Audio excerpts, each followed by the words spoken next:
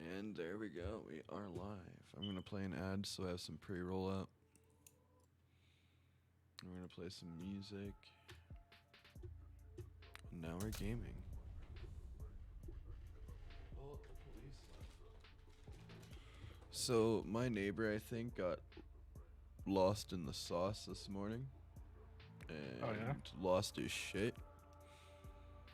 Because I woke up to a bunch of glass being broken above me. Oh.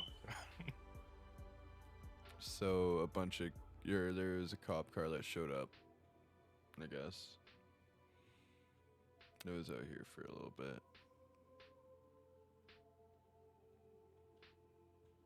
Yeah, that sucks. When they wake you up, you know? Oh, I don't really care. Like, you can have your trouble, just don't wake me up.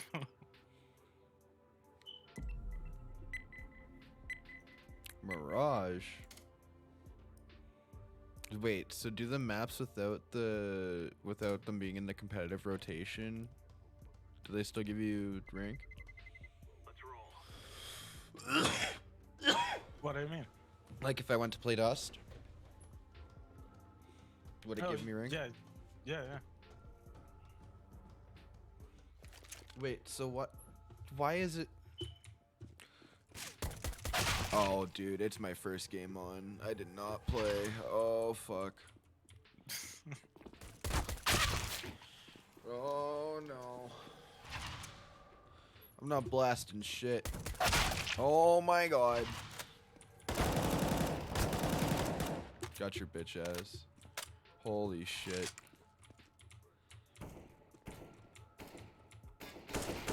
Ooh!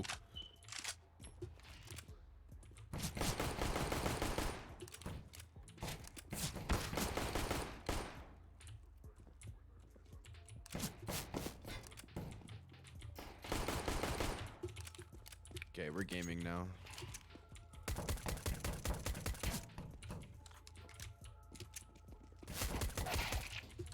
Gaming.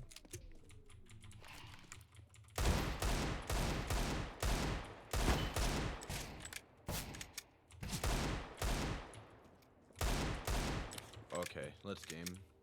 Let's game. I'm trash with the deagle.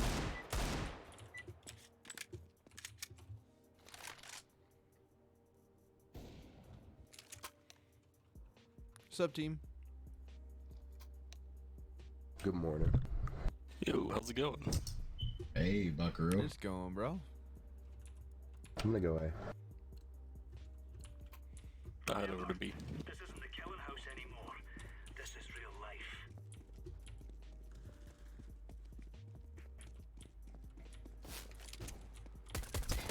It's A.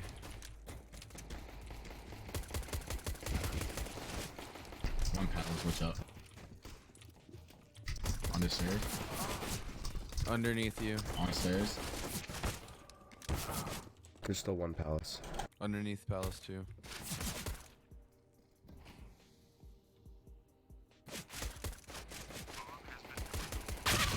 Ah, man. I couldn't hit shit there.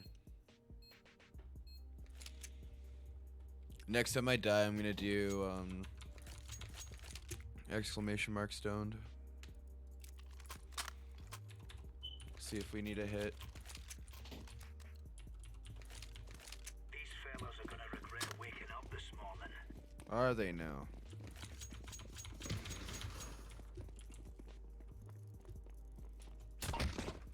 But yeah, dude, They're a decoy mid. my cat was losing his shit this morning. It's B.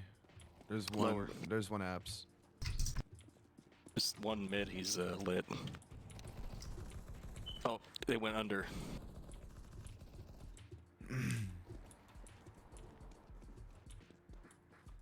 Purple, get through the window. 3 apartment. 2 apartments. Oh, 2 more, I think. So we can.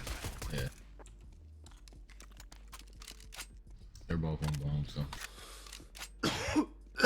See now, I I shall would bless like that that PP P90 or PP Bison skin if I liked the PP Bison. Never mind. Cursed it. It's together, like it.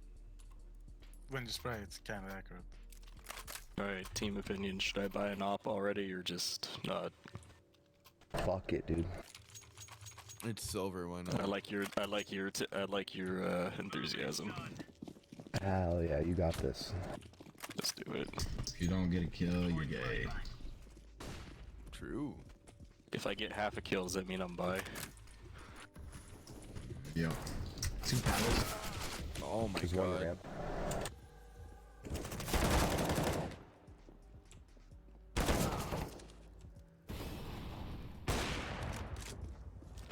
Oh.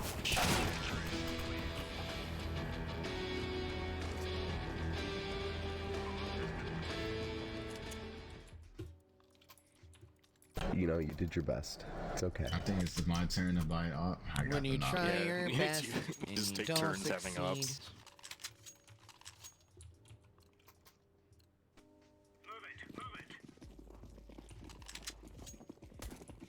I have a We're all feeling they're just gonna gonna go go A B. again. Full commit. Purple, I can't hear you, man. Oh yeah, my mic I is think muted. it might be That going makes A. sense.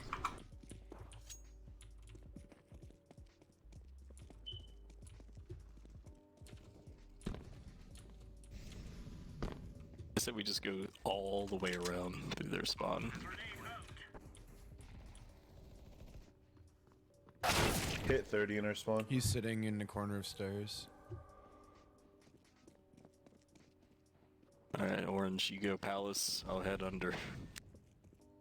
We can do this. 77 CT.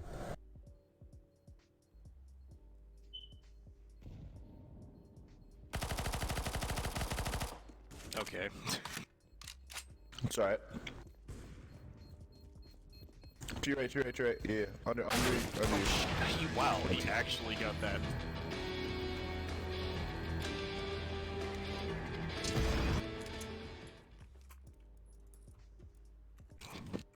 Man, that good fella's a good fella.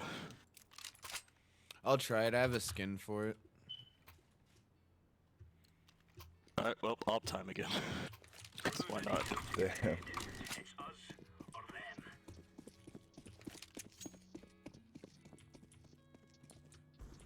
Shit, no, you asshole. It seems like you lost your 1v1 op battle. It's because yellow blocked me. I'm so sorry. I took a shot, I missed, and I'm like, okay, time to hide, and then yellow was in my way. That's tough. Ooh! That's rough, buddy.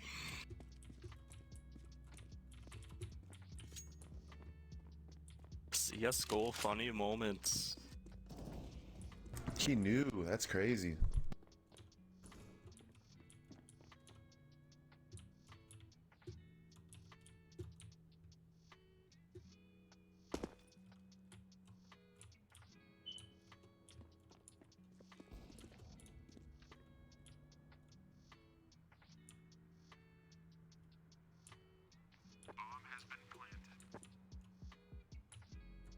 Save the op. It's in right behind you. Save it.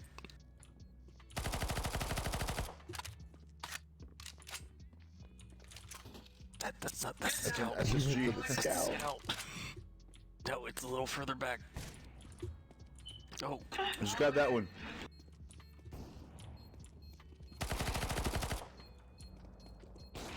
he's going for Running it. on his ass. Oh.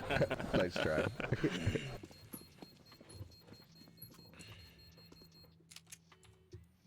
I feel I like didn't half care, the I had a kills have been bison. with a PP bison.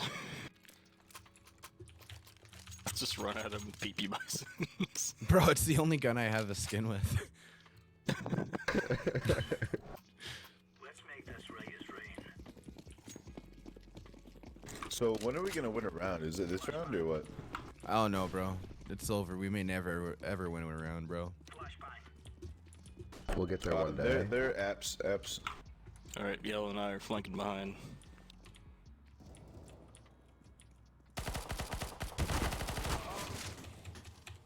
2 in underground. All right, I'll head over this way.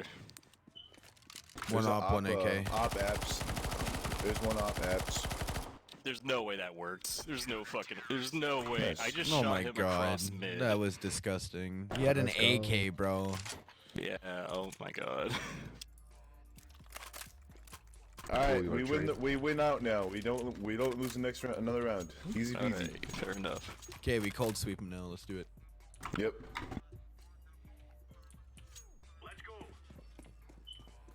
I bet it's a... What? What? W. Let's go. 5v3. Throwing flashbang. That's a W and a half, honestly. Nothing mid. Alright, Oh, nothing I hear else. something. Hey.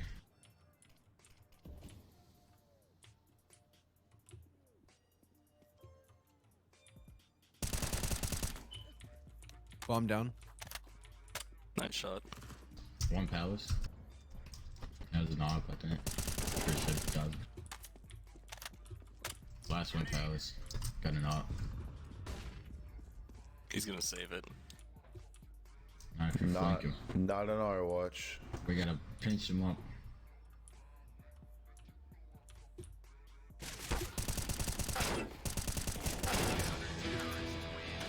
Fuck off, bitch.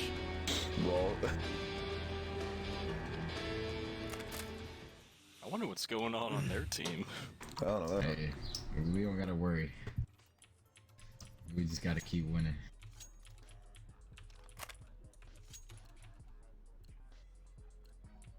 Let's give it to them, boys.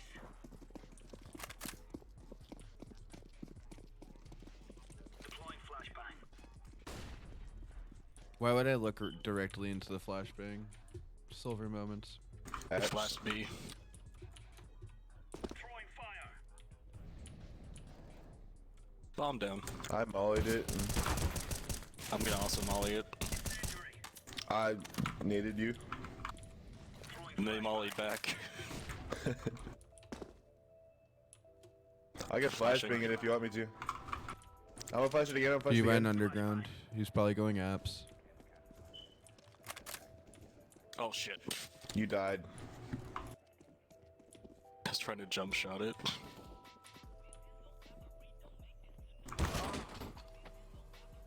Bro. Purple. I got one. Purple, was that on purpose? Or... No. That was not. I just swing the corner, he turns around, he fucking just domes my ass. My fault. Take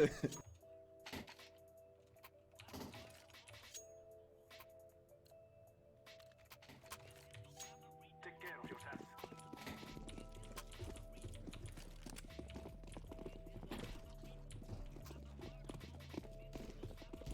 Oh, he's hurt. He's dead. Good job, two-man Taylor.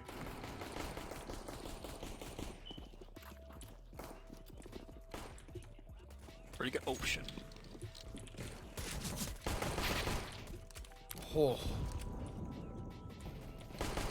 He mid. Turn on burst. No, I promise you went down here. I was gonna plant the bomb for extra money. He was behind you, purple. Yo, he Yeah! was hiding in the little corner, bro. That's a hell of a spot. Why he come out and shoot me and not shoot? I don't know, he didn't like you very much.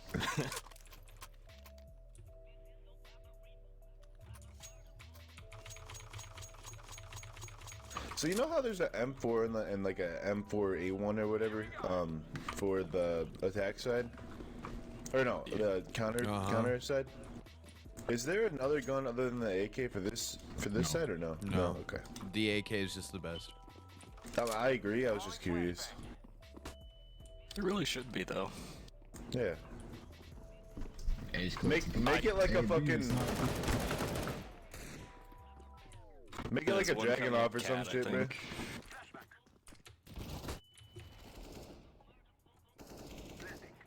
There you go. I heard one apps, I think. Yeah, he's apps.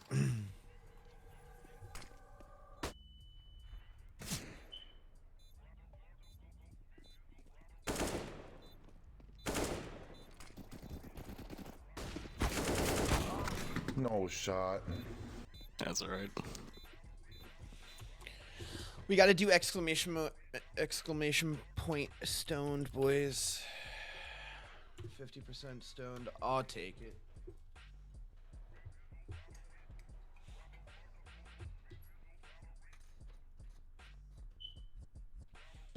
Come on, Noxic, we gotta take a hit, bro. Just imagine.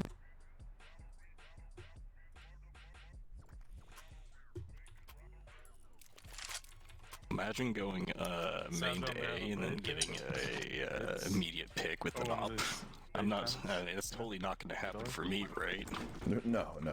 It's good enough. Totally not going to happen. Nah. It's you. No way. Well, you're in there by yourself, buddy. I know. Oh shit. Oh god, he's. I'm coming, Palace. They have an op. just flashing me with. He's just fucking.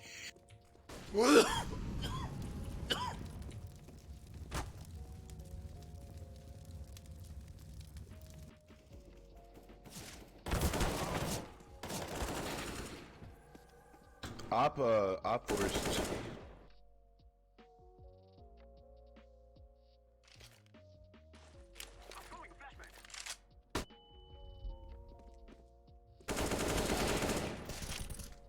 So my daily viewers are going up. Yeah, it's good. Small incremental increases, but they're all increases nonetheless.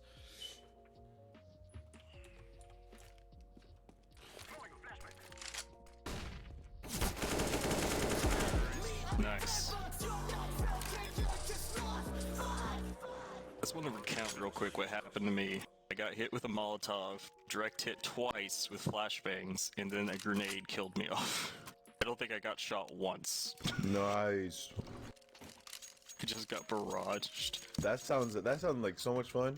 You mama! And the great thing is you couldn't even see what was happening. I know. What was that? I don't know.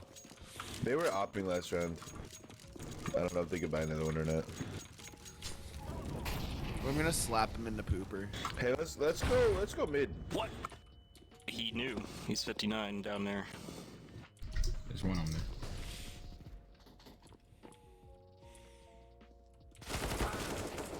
I love my team. I love my team. He's cat, bud. I thought that alcove was deeper. I'm not gonna lie. Okay, you guys need to like do something.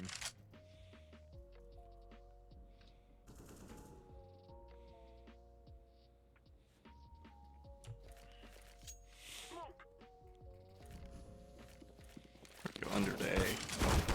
Bro, I fucking went too far, bro. I fumbled. My fault.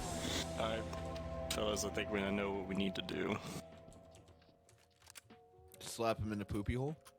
With a PP Bison. Rush into B. We're gonna slap him in the peep hole. Oh yeah.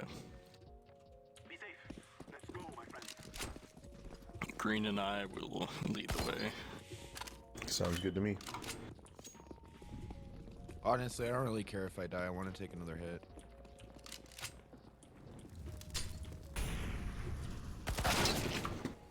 I hit him once, 16. Good job. We're letting.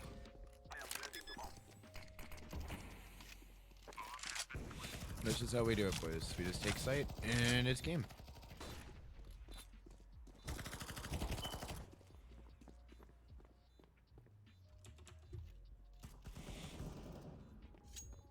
I got this one. I've got this one.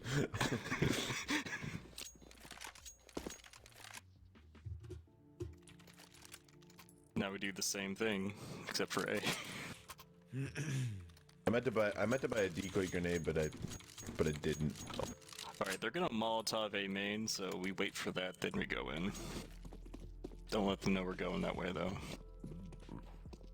Shift walk.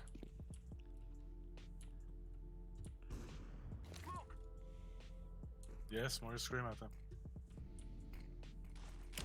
Now we go. I smoked stairs because I'm a god. I'm flashed because I'm a god. Behind. There's under. one in jungle.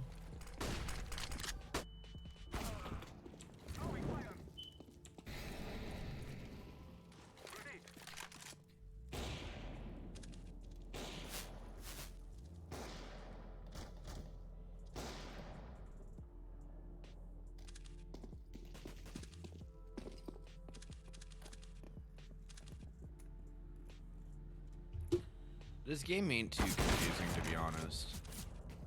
It's pretty simple. That scared the bejeebers out of me.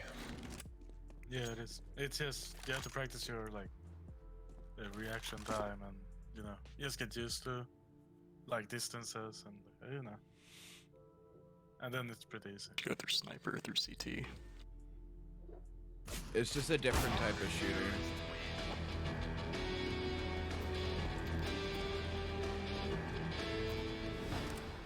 We're about to lose a 4v5. That's because we don't have PP Bisons. And Mac 10s. Hey, you know what? Let's go out with a bang up.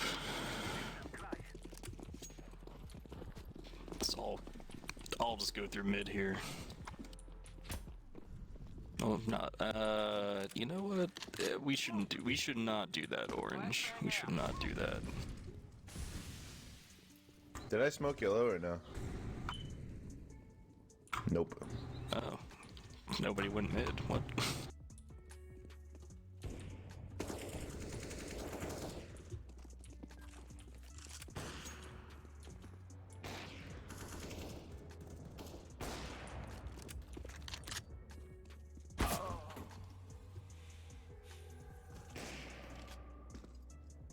Yeah, that's bullshit.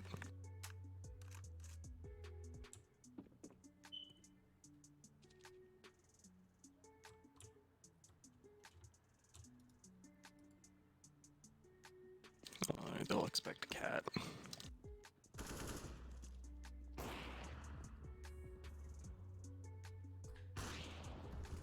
What's their plan? Man, lose the game. That's I don't what know. their plan is. How We need stoned one am mid. I? 9% stoned? What the fuck? Yeah, that. Alright, let's go. That cannot be, boys. Oh, just That cannot stand. there it is. Just one on site. Gotcha. One CT. Let's go yellow. I'm CT. I hate that it doesn't start like telling you that it's 10 seconds on T side.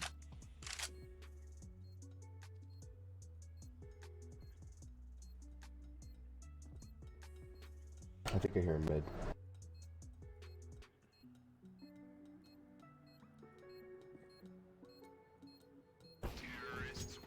Nice. I saw him peek over the corner and then he was gone. Nice.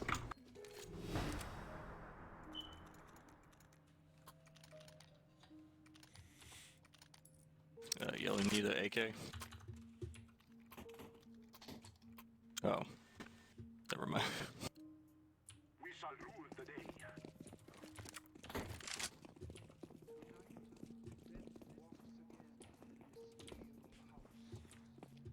One just knifed themselves.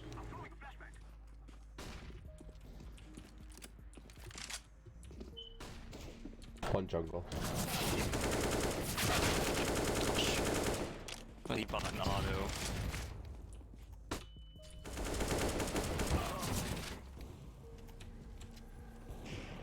I love getting flash, dude.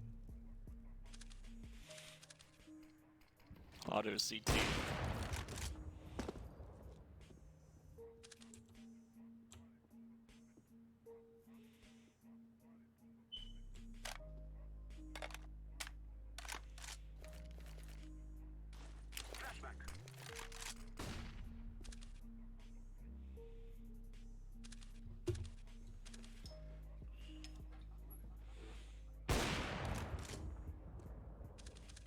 I lagged him. I was about Take to your say, time. that looked like a hit. Nice try. GG. GG. Come on, drop. Give me a drop. Give me a drop, baby. That was a fun game anyway, so. GG's, boys. It's not just like easy. Yeah, sure it was. That's his name. Easy Pickens. Oh, no drop. I'm gonna cry, dude.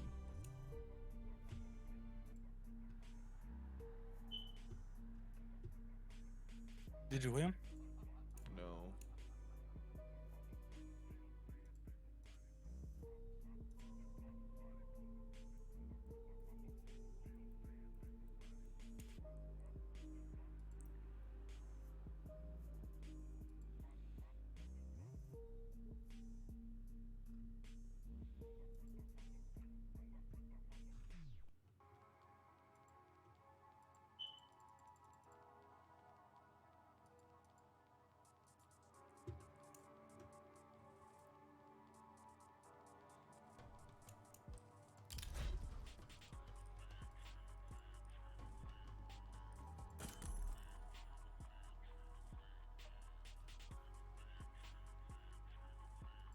Man, I can't wait until tomorrow.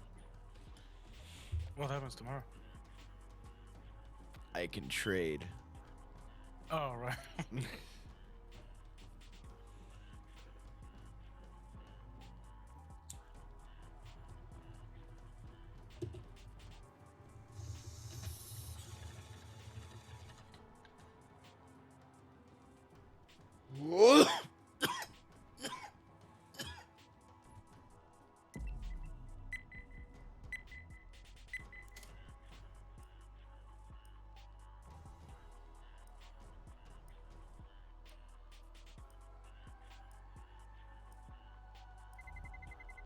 Let's roll.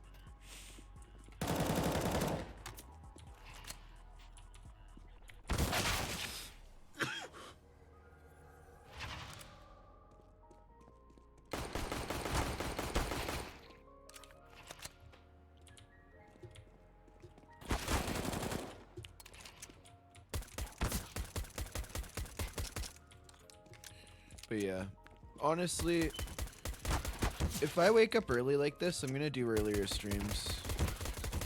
Because I wanna, like, be there for the ass end of people, like, going to work and stuff. And, like, wait, what time is it there right now, Noxic? Over here? Yeah. 20 minutes past 3. So I kind of want to be, like, on for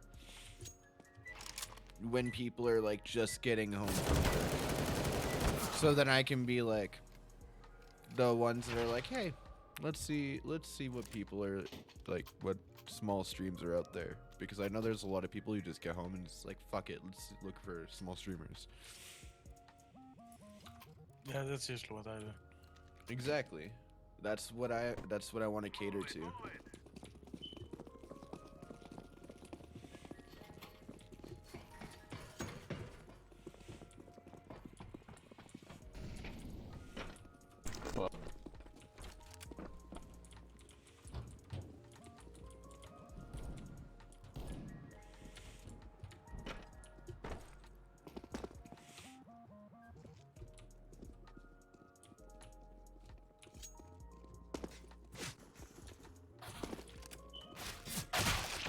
They're coming in behind.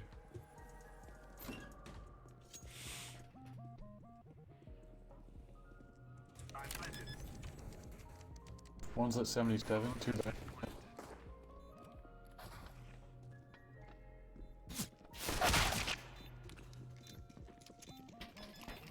I caught someone with dog shit ass math earlier. Or like last stream. There was a bitch who was like, I got him at 73. I did literally like, I think I did 38 damage to him. I'm just like, dude, how the fuck does that make sense?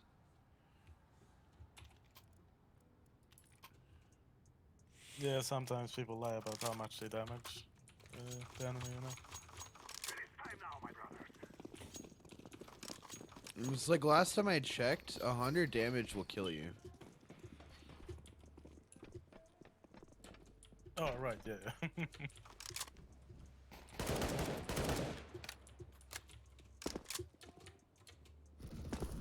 Oh, behind. Trophy boys.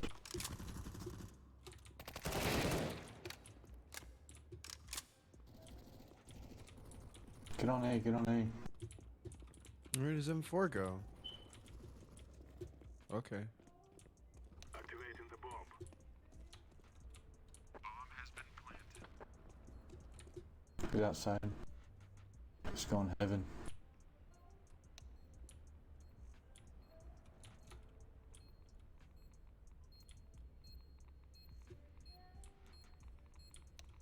He's heaven.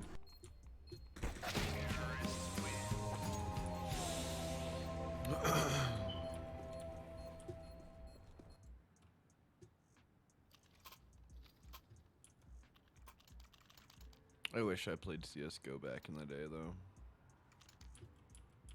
Yeah. I played it for a little bit. Like maybe not even a couple days.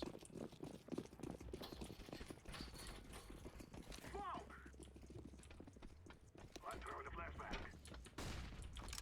Flashbang. Throwing a flashbang. Throwing a flashbang.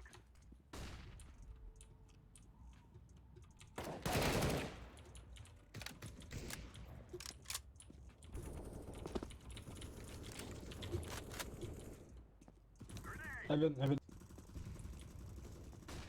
Holy smokes. I let him up.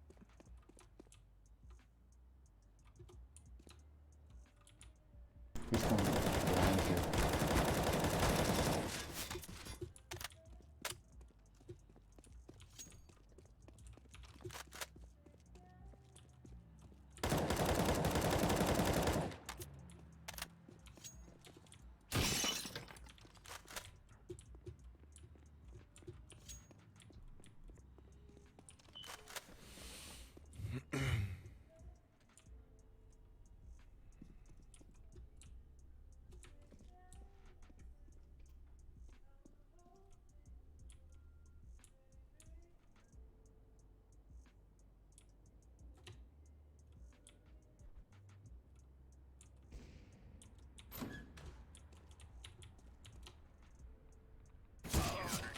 Fuck, didn't see him, sorry.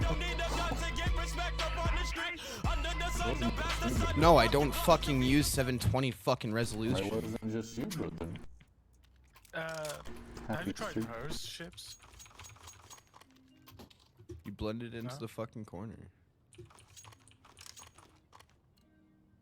No more talking. Now we fight. What? Mori? Have you tried hers ships? What? No, not hers. Hers, not ships. It's cheese doodles, maybe. What the fuck like are you carrot. talking about? There's a guy watching with the audio. Oh, and there's a guy right there. There's another guy in the garage watching. With the op. Yeah, he's in there. Vending machines. I'm talking about this. Heaven. On Discord.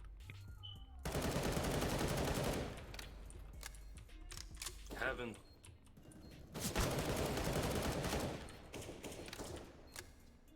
Two outside.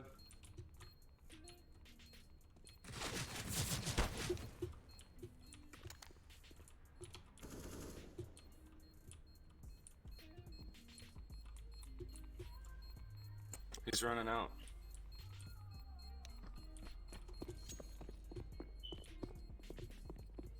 We're going to do this. Nice job.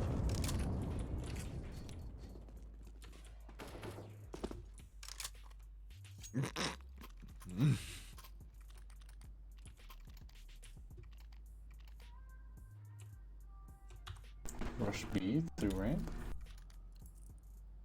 Okay. Let's go, let's go.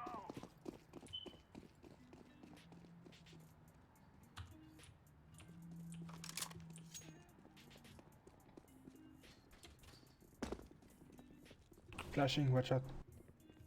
There's one to the right. Hard right. There's one coming behind, I'm pretty sure. Close right.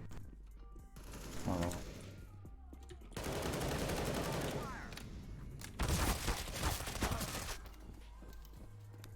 Another behind. I'm planting the bomb. Bomb has been planted.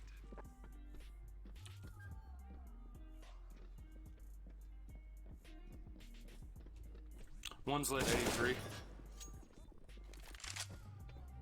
Throw in a flashbang.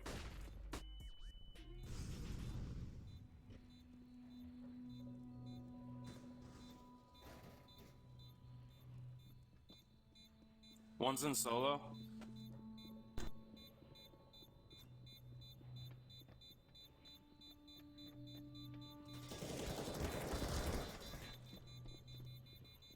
We are going to win.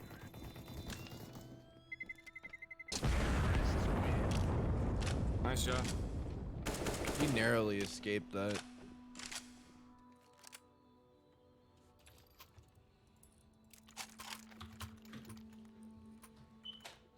We're making bank. Let's go outside. Oh yeah, no, let's go outside. To B. Noxic. Yeah, what's up? See now. Do I Watch the guy pushing it close. take what I got and run with it? Or do I try and get more What do you mean? out of the sticker capsules? Oh, you want to do more open weapon? I'm thinking about it. If I get enough, I should get my money's worth back, right? Gambling is Still usually in. not. Not a good idea, I know, but He's on top of me. I really don't understand why we didn't go in.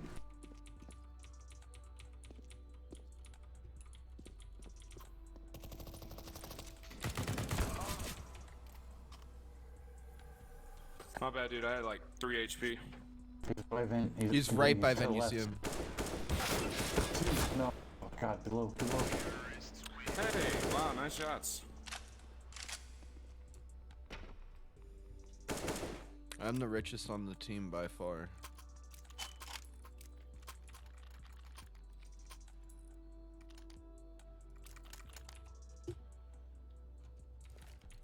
I want to go outside again. No, rush B ramp. Okay.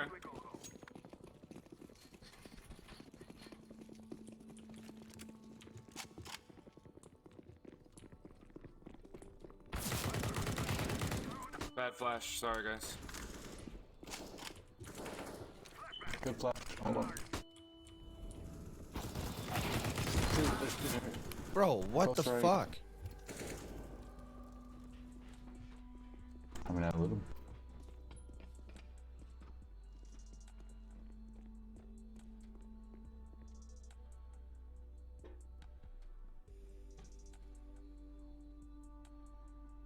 Hard to get to sight, brother.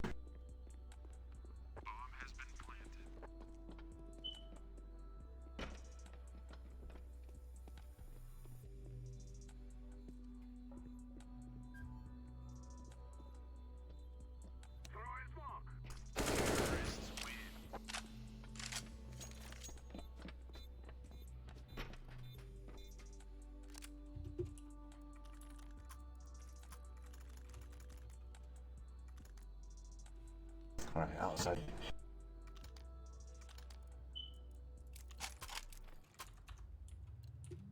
This is what we have been working for.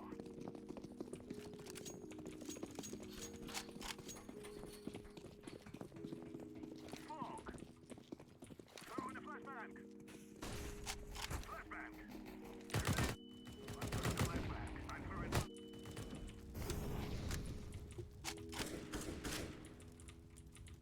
I'm throwing a grenade. Okay. Flashbang. Mini? Damn. Underneath you. Throw in a flashbang.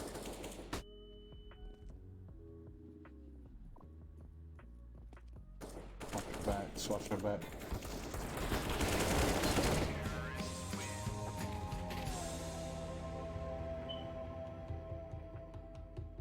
Honestly, we're all pulling our weight. Other than Dominus. Well, Dominus clutched around, so he's pulling his weight. We'll give it to him.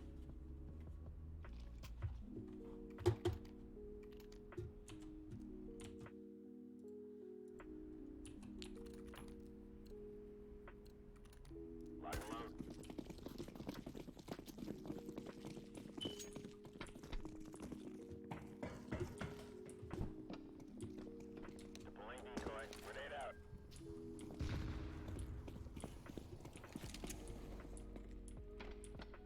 Flashbang.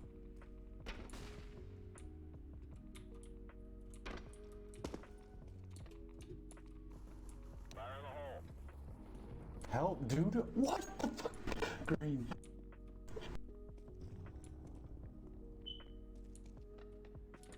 They went B.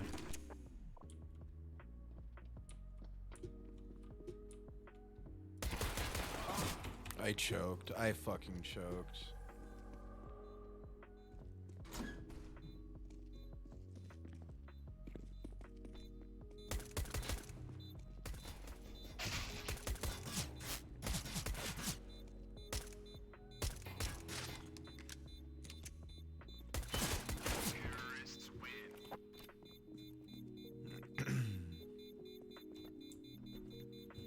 Just give me my M4, please.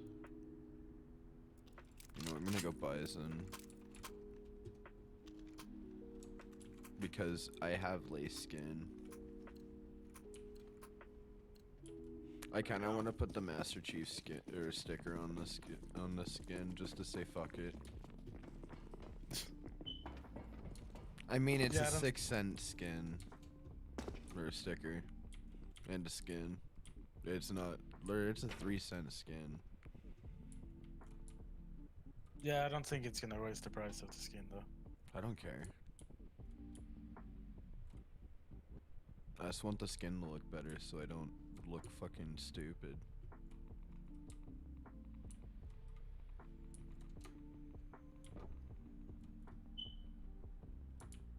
No one's outside. No one's just like, sit. I guess they're waiting to rush.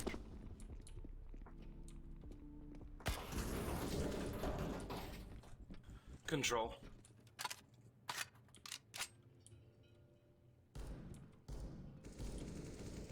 All tight. They're on A.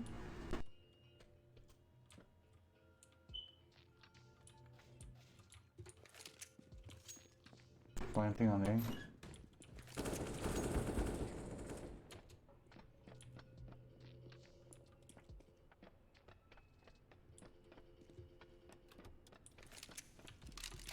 Yeah, back.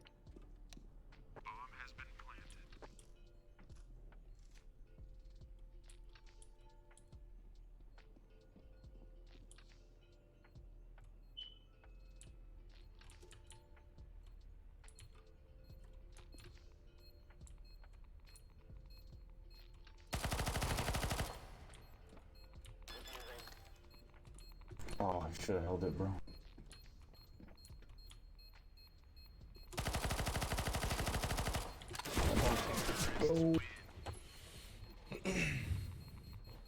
I I could have had it. I could have had that if I didn't reload. If I didn't fucking reload, dude. If I didn't reload.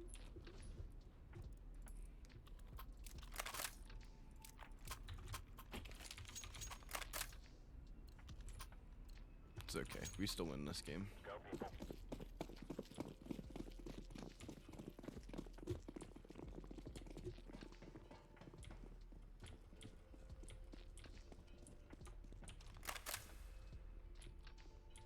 Sounds like they're going outside. I heard ladder.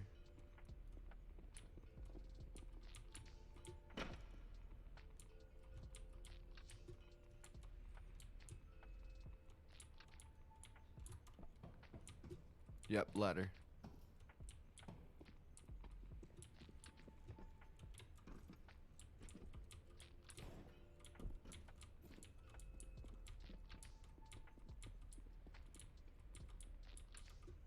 Someone opened a door.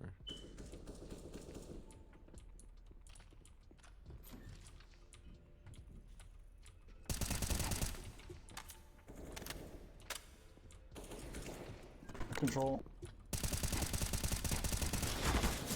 Wait, why do you call that control? That's mini. Oh shit.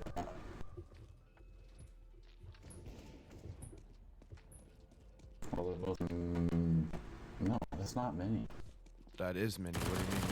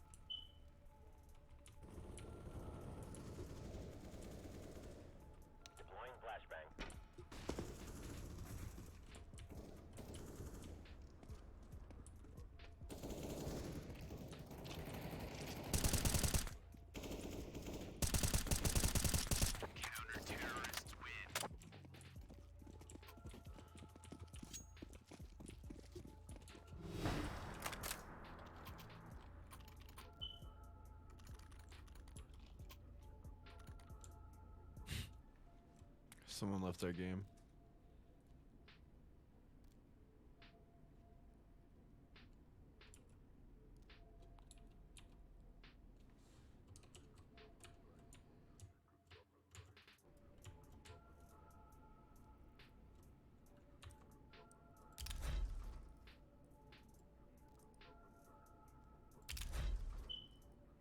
Should I do it? Or should I wait for a better skin? Whoops, I need that. I mean, it's not a nice sticker. No, I need that one. Guys, should I apply a Master Chief sticker to my Bison skin? Yeah. You said it. You said it here, folks.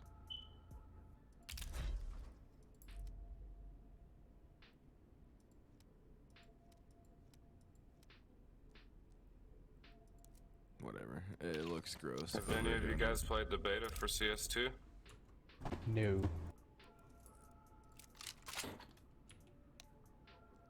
Who wants one? I need my M4 back.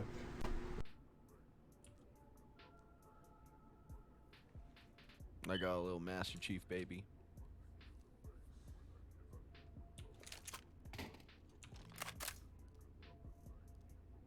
Can you get that clutter off the ground? Throw it somewhere else.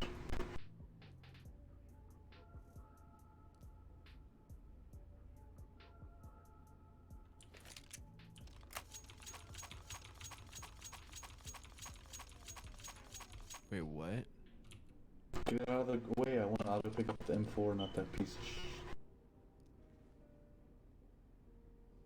What M4? The Bison's not a piece of shit, bro. That's a plain M4, bro. No, he dropped his gun on accident. He just wants to make sure he gets his gun. I picked up the Bison now. Yeah, fuck you. Throwing flashbang. Smoke. Throwing flashbang.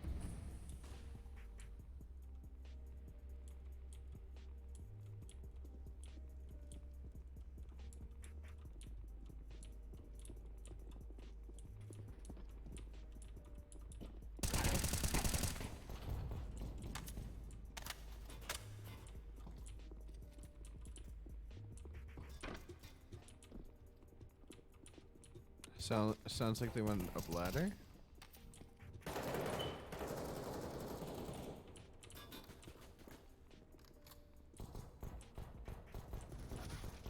Fire in the hole.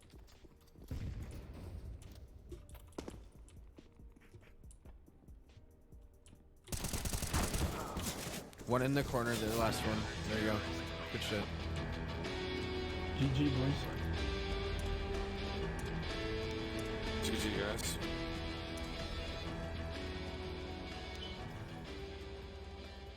How am I the dude? You know that team's shit when I'm the last one alive.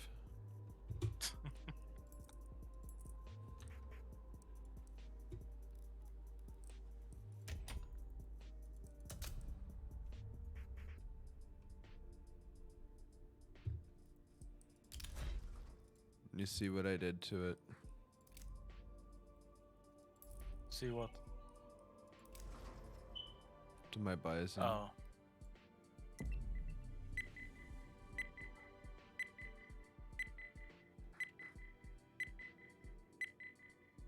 You didn't want to sell the sticker, or? That's 6 cents. Oh, okay. There's literally no point.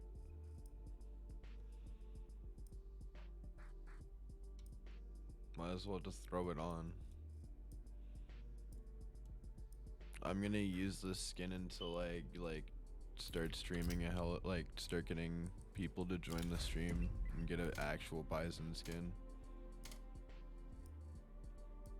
I mean, if I start making money off of the stickers and I actually do make more than I actually thought, yeah, I'll buy skins. I'm not gonna do a case opening for a very long time.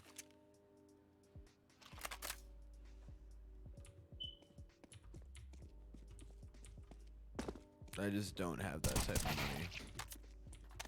And I'm not paying money, or I'm not paying exorbitant amount to CS if I do pay money to it.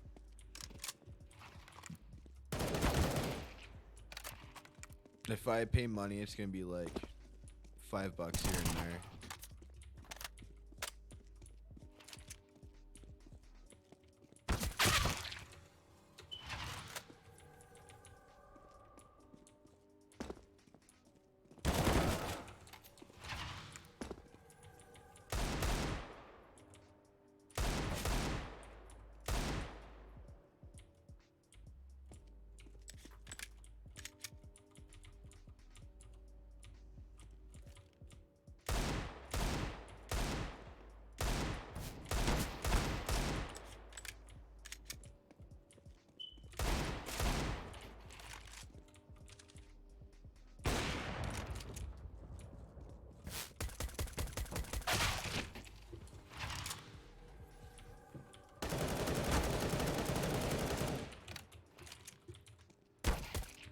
Oof.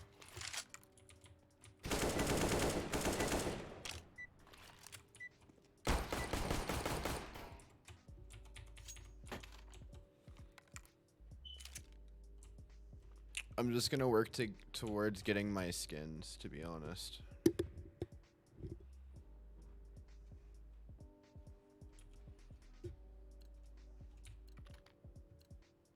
Let's show them who we are.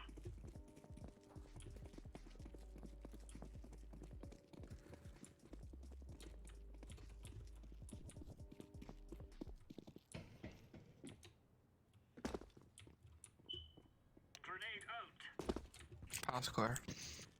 It's the apps. At least, yeah, it's B.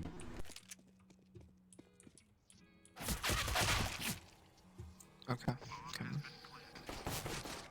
It's winnable. Two market.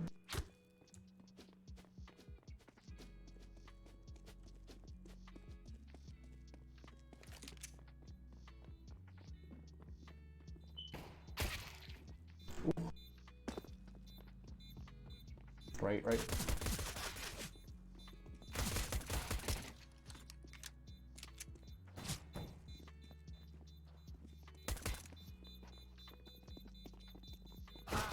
Ah, Nice You try. got fucking crossed up, boy. you guys alright? Nice.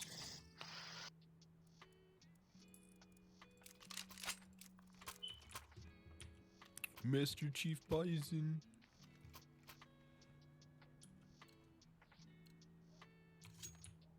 No, not purple again. No. What happened? I played with purple last game. Okay. I was wipe your nose. I played a couple games ago. Easy toxic as all hell. Palace is tagged. Wait, who? Oh.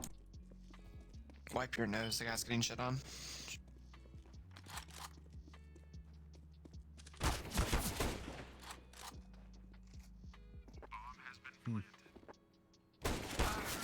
Okay.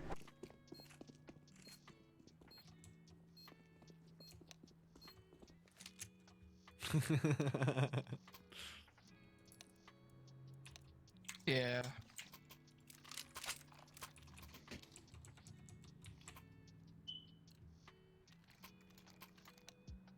We are out of here.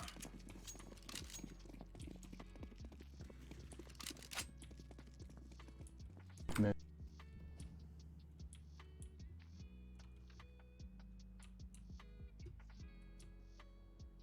Throwing flashbang.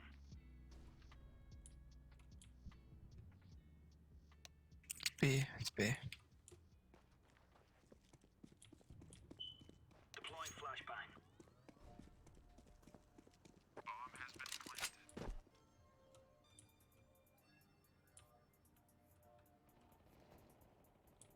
Any help would be like lovely. Come on, man. You don't gotta walk in front of me like that. You guys are just sitting there together. I know. Yeah, I was trying to get in there at least. I hit him for 76 mid. He's coming cat. Cat.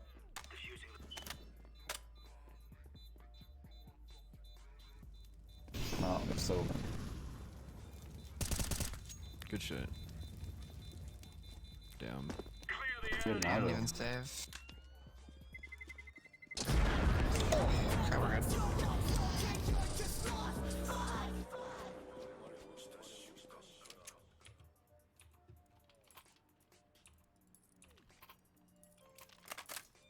We just start steamrolling skids. They're pretty bad. I can buy some next round. Move it.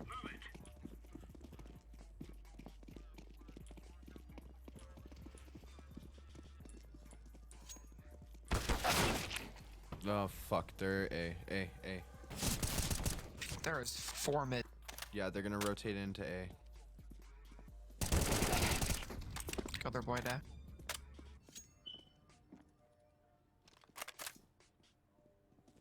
They might go B now. Connector. Oh, man. Dominus that? is just Okay. lost, bro.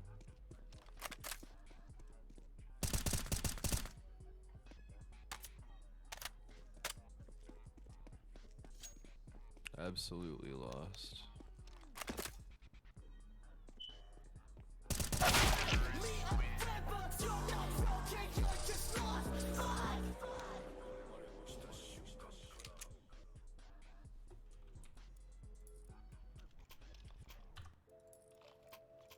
Someone shoot out sniper for me.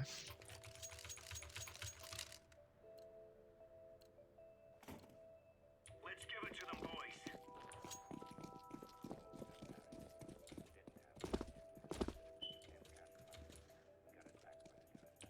boys. I got good momentum there. Sweet. Killed the Hopper. Sweet.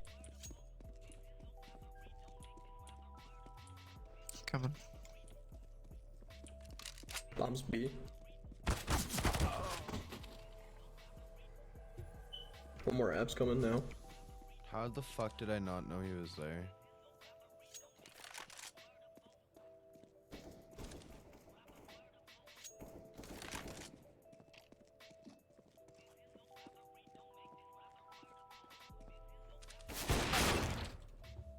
How did I miss that? I don't know how I missed that, I'm gonna be honest. Just don't peek it, we're fine. You have bomb down, so nice. Last guy's apps, last guy's apps. Hold bomb. He's still up there, he's Don't parking, peek him. or bomb, Please bomb, do. bomb. Please do no. Nice. I have an op next to truck. Op next to truck. You can keep it, I'm just saying it's probably better than your SSG.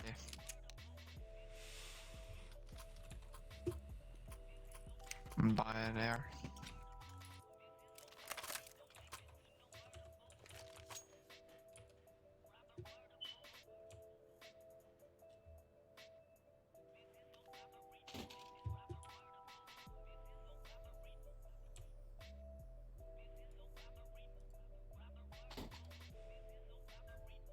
Kamikaze's a fucking smurf.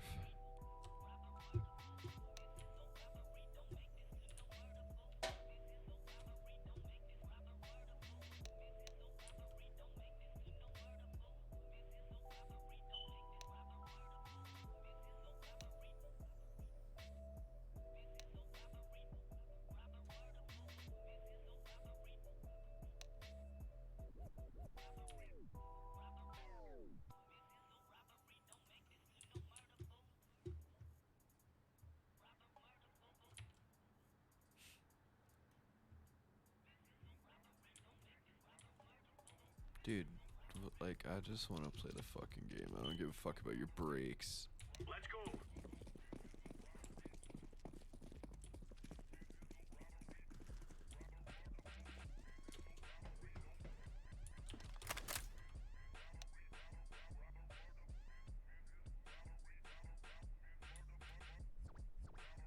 Op dead.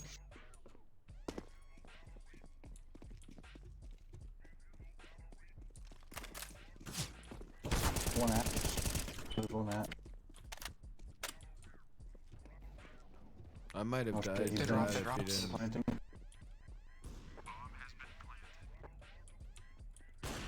This guy's 85, 85. 85 on one. He's one. Dead.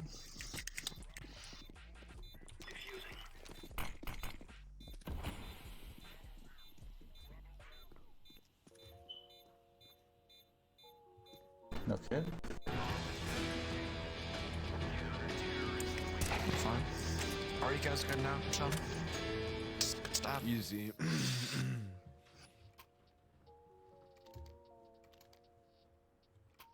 Alright, we should be able to win these 2 rounds for free, and then we're vibing. They've lost 2 ops in a row now, so their oppers like has no eco. Come on, chop chop.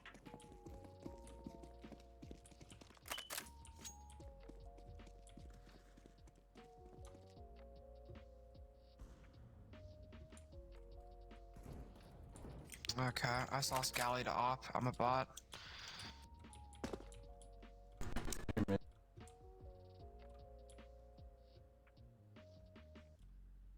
Flashbang.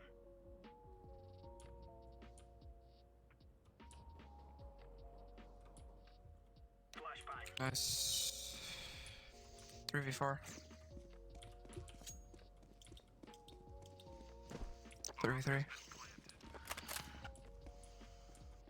Okay. It's fine.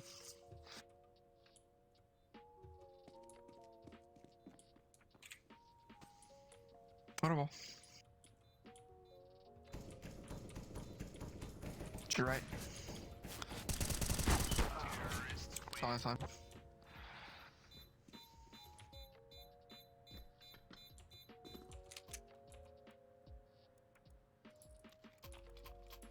No, it was not an angle I should have fought.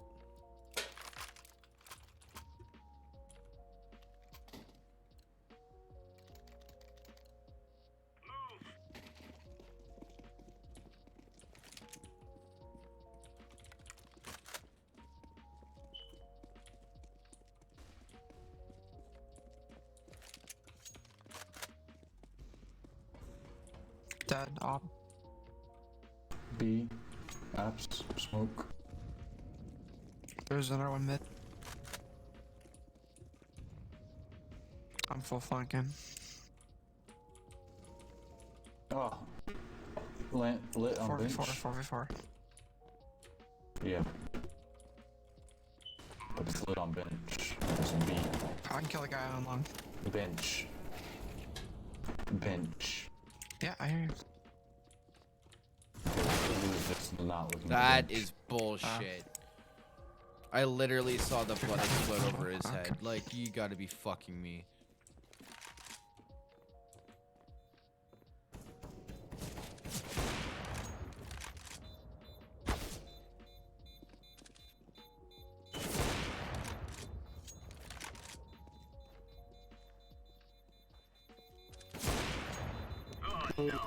No.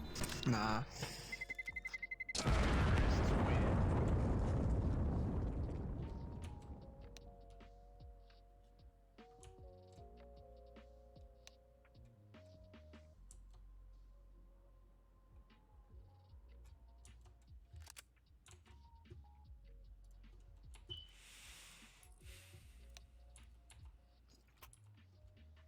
We win this.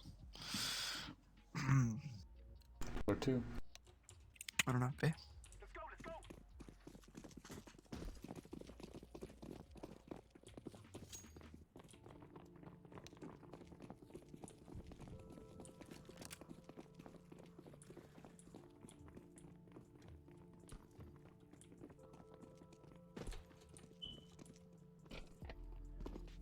Market.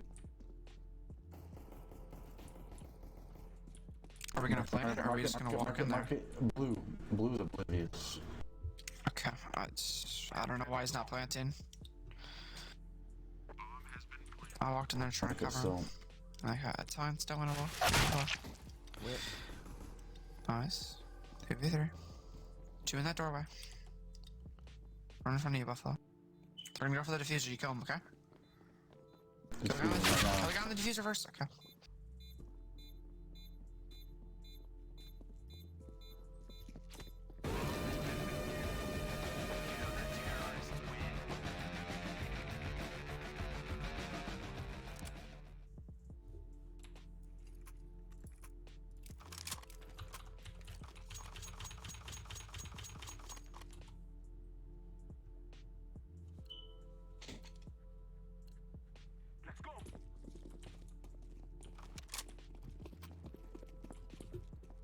Alright, boys.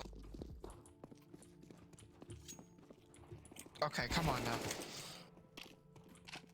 I'm the only person doing something.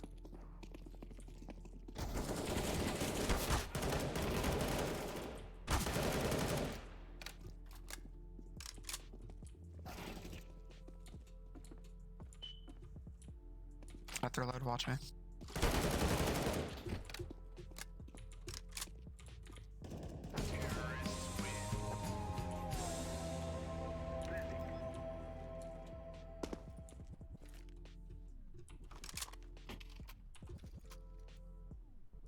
Still winnable.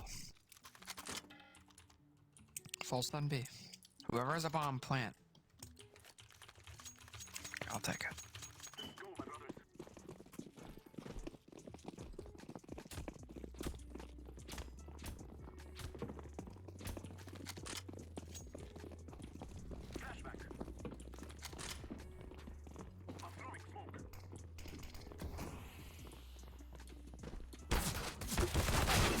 In the corner van.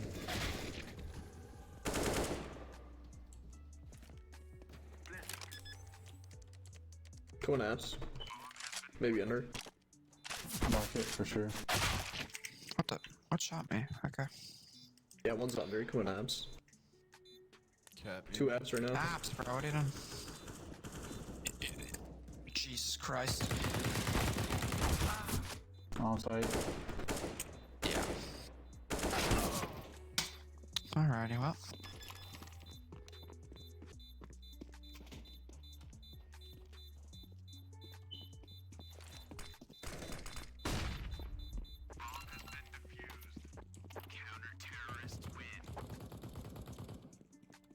I told you purple was bad though.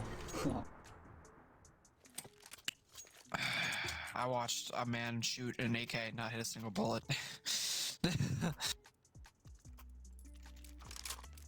I've lost all faith after seeing that.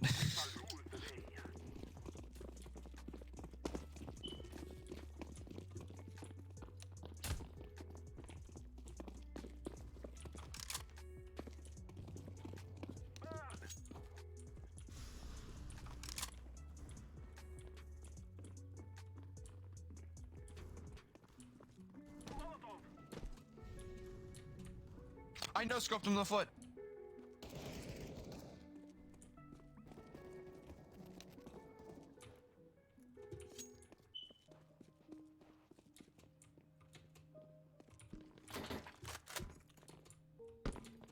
Look at purple, can't jump through the window. Shut your bitch ass up. I carried you last game. No. Yeah. You were sitting there with I mean, 5 kills, I had nah, 11. Every single person on this team's negative. I don't want to hear a fucking word. But I'm positive at heart, and that's what True. fucking You matters. know what? If you're positive at least, and like positivity, so like that's fine.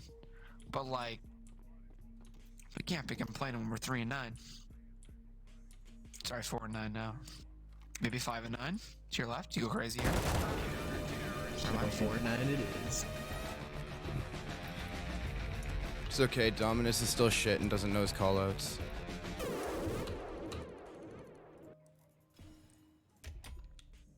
Tried to tell me that fucking Mini was fucking down on B. Fuck you, bitch. At least I have more game knowledge.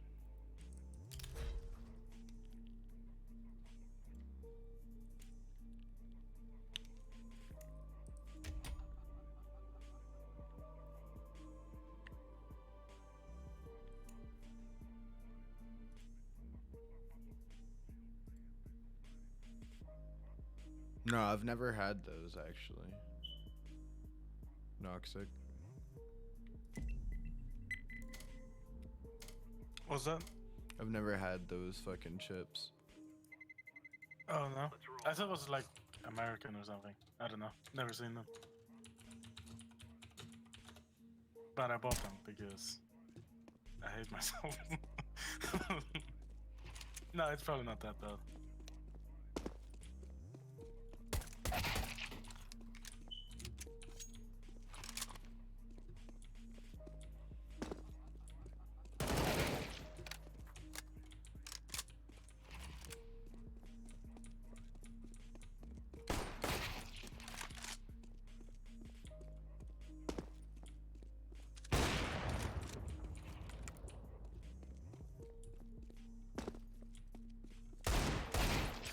Be right back.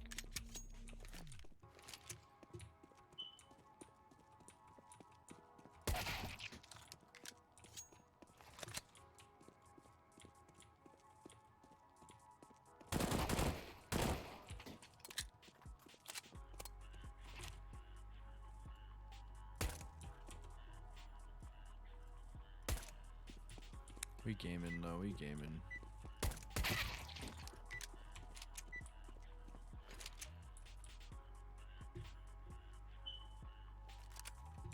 Hey, yo.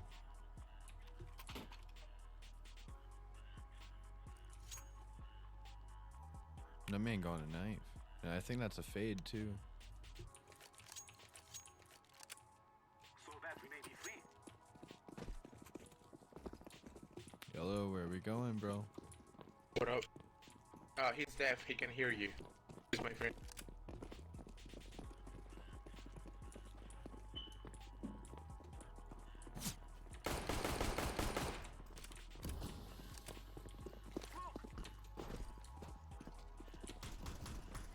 One market.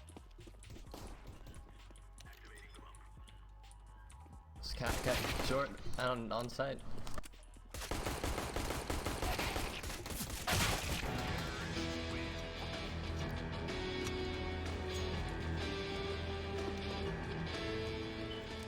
Good shit, good shit. Master Chief Bison.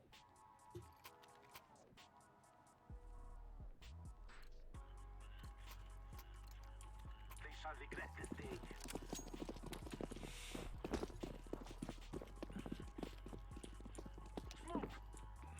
Dude, move.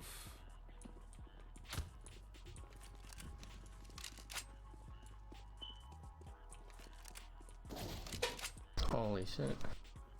Oh, I got an AK apps if anyone wants it.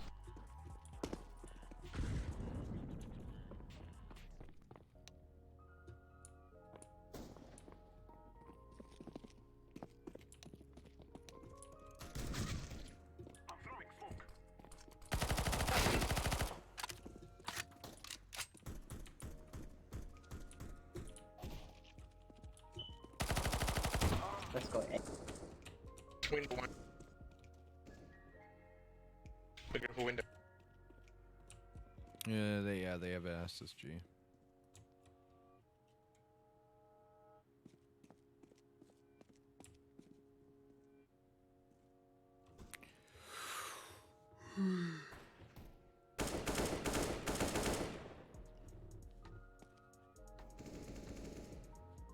Window.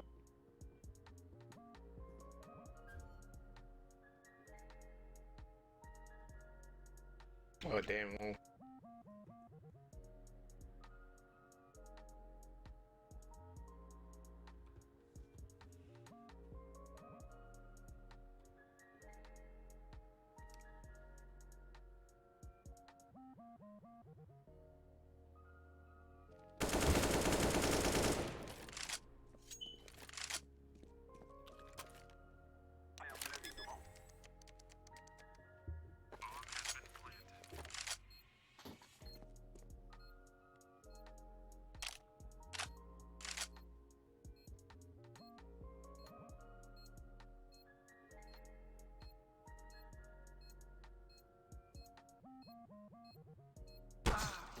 Oh, dude, he was in the fucking palace.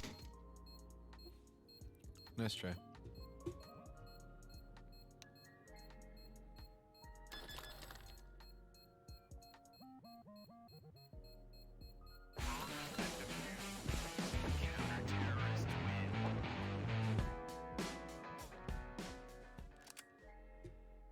He changes his name every kill he gets.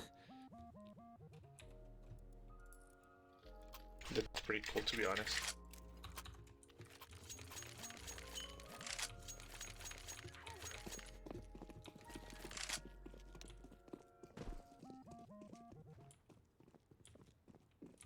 Throwing a flashback.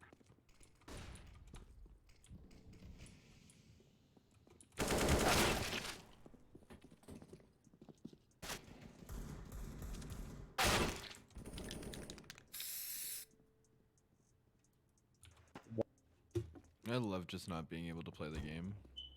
One window. Where? Cat, jungle. And CT it.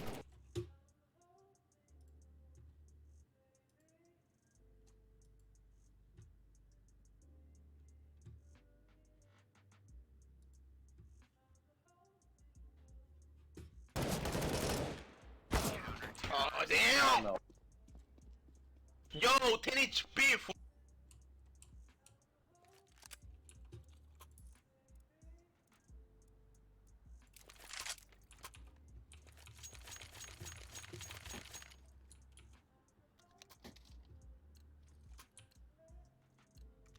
Take care of yourself.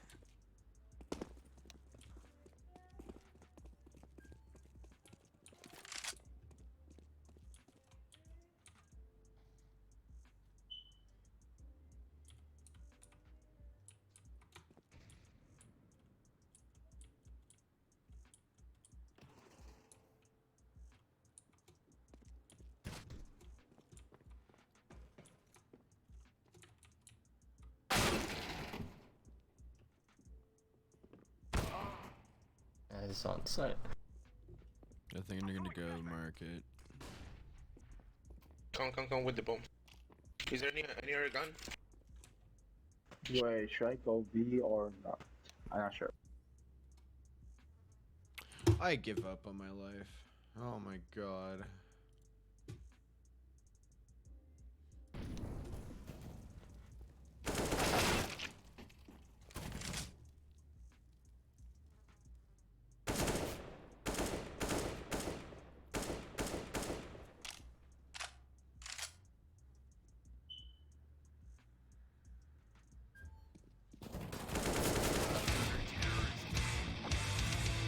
God, fuck.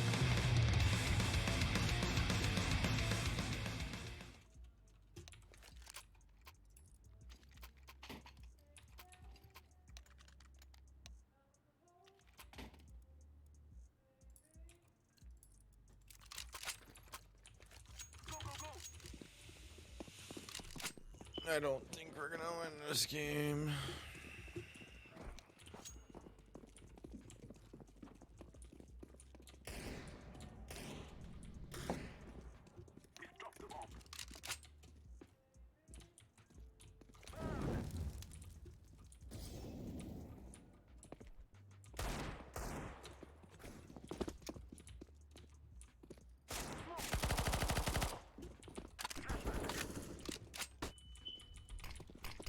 Wow.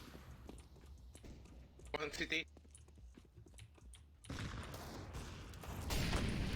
CT down. No.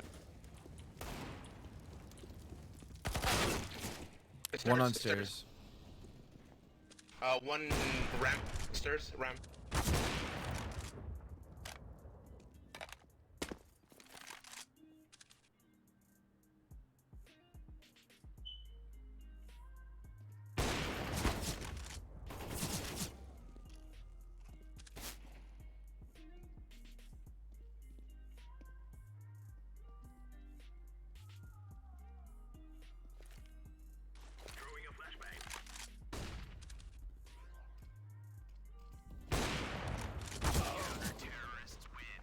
Nice try.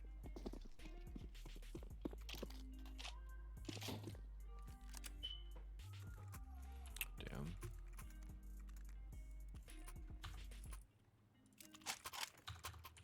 Let's try and pop up. Let's lock in.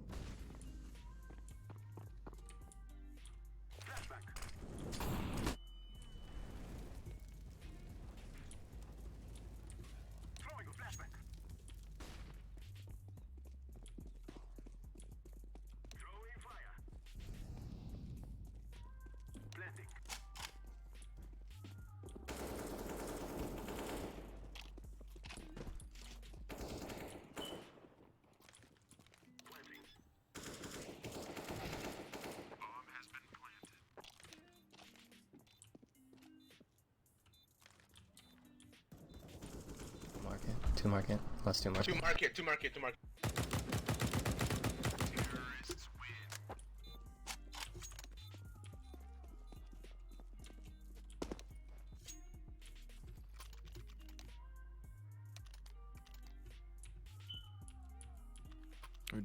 We're doing this.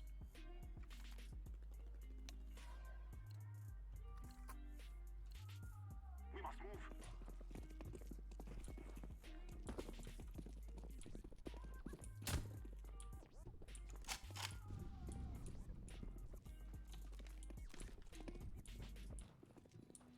Flashback.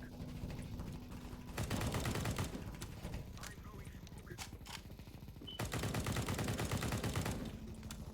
I'm throwing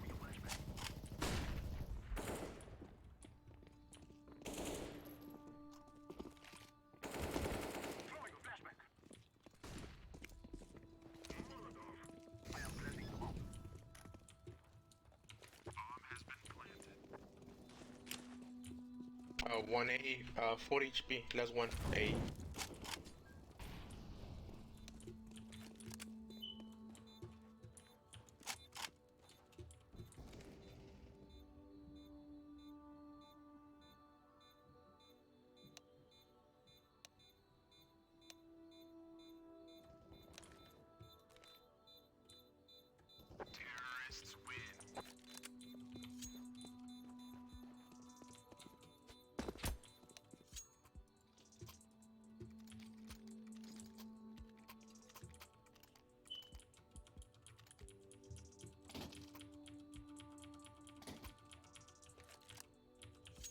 Thank you.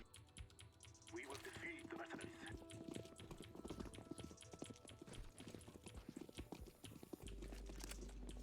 Smoke!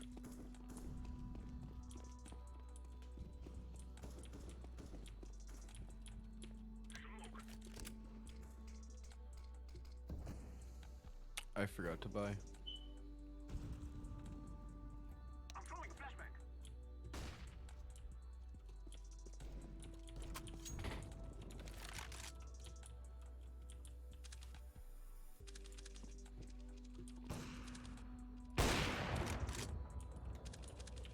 One.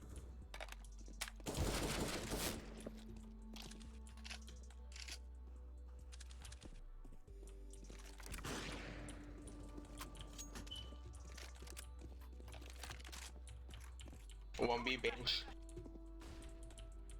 I think we should go A. Yeah, go ahead.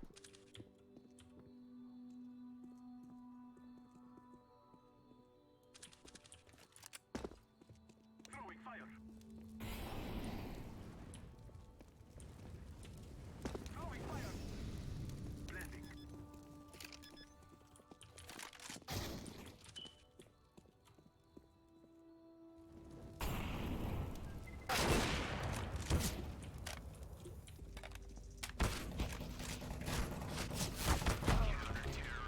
I'm a bot, my bad.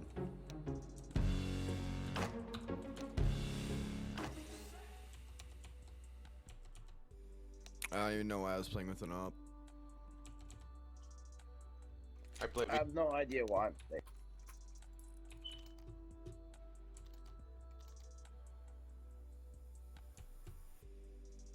I don't like ops.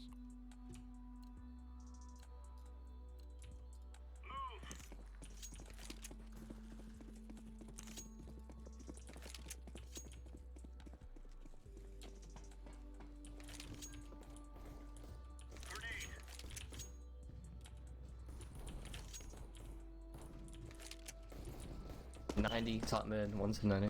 The guy with the revolver.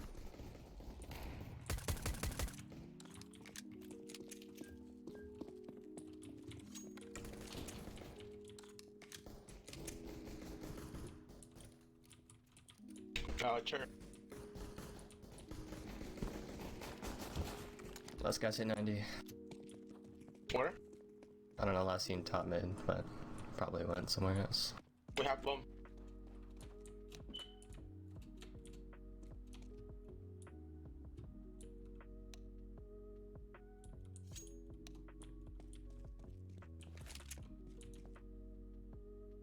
Under something. Be careful. Palace maybe. Oh, was that you? That was me.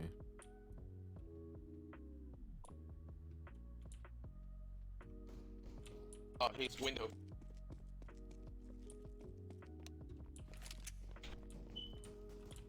Counter-terrorists win. Nice.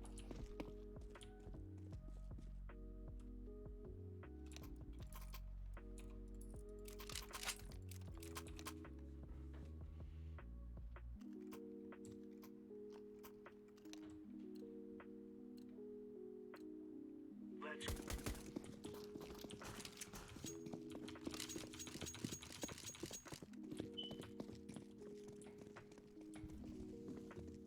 grenade. Nothing palace. Deploying flashbang. 1B, 2B.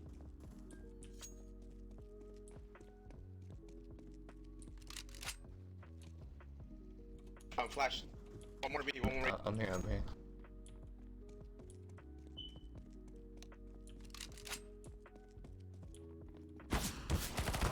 He's on microwave.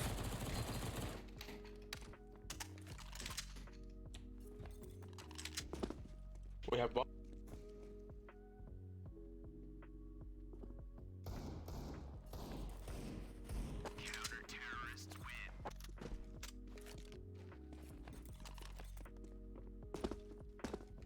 Dude, I want shadow daggers so goddamn bad.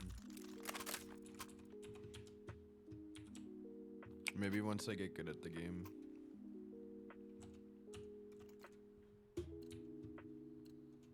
Go, go, go.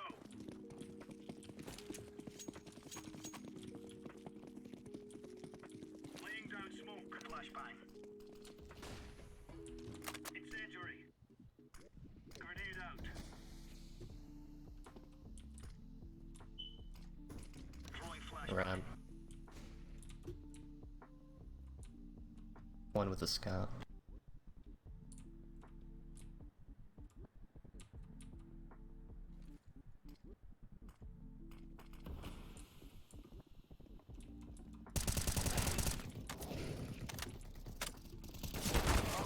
He's up on top of Tetris. Tetris.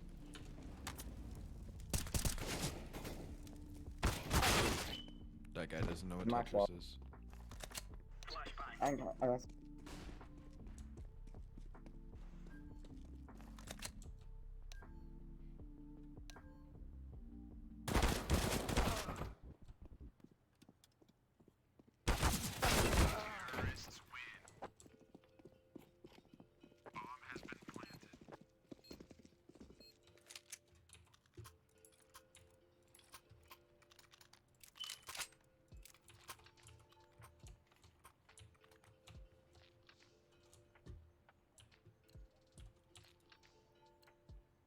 Gear up. We're going in.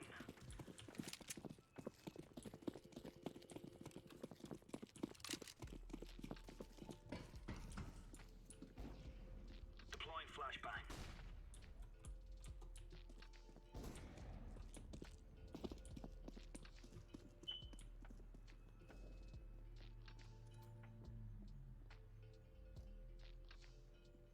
Probably B, but I'm not sure.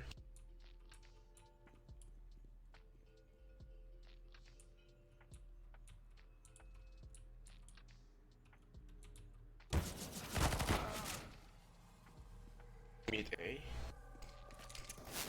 No, he shot me from CAD. That's B. Nice. Wait. One. Has an up, was going down. Be short and watch out. He could be anywhere there.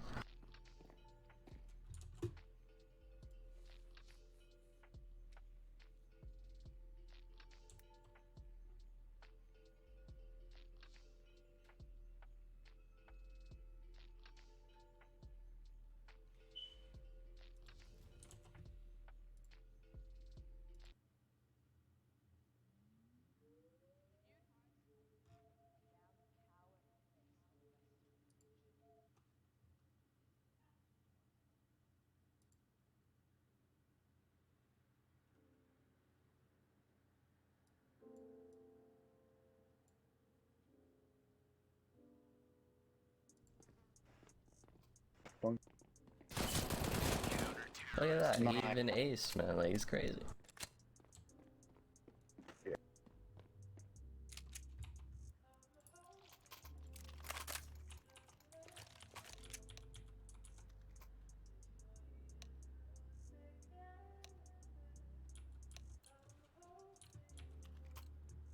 Let's give it to them, boys.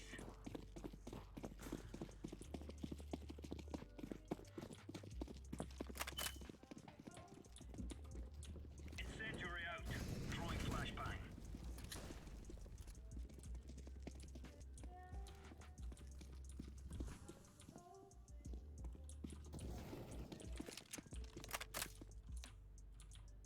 Throwing fire. 2 around.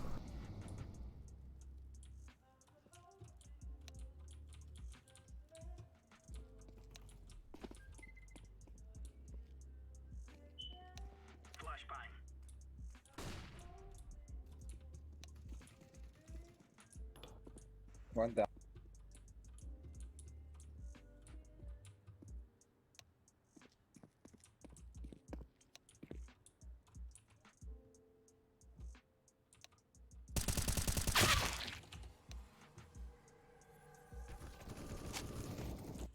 I'm just horrible at the game right now, boys.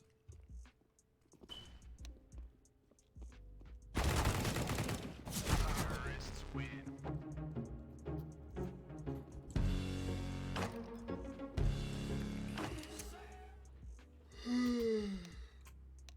Okay. I got no safeties wrong.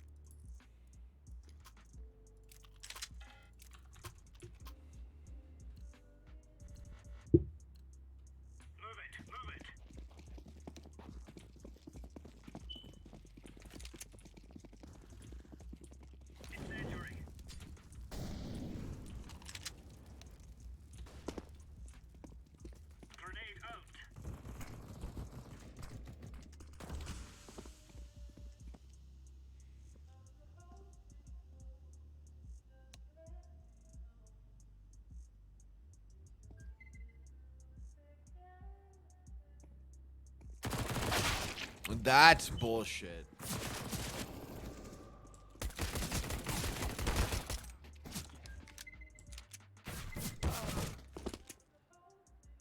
One near.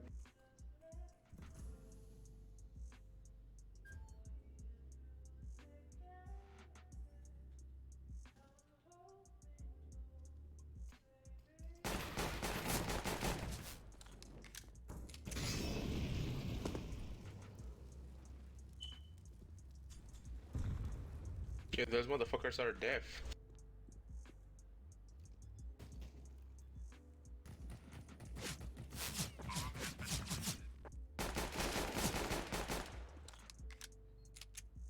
I mean,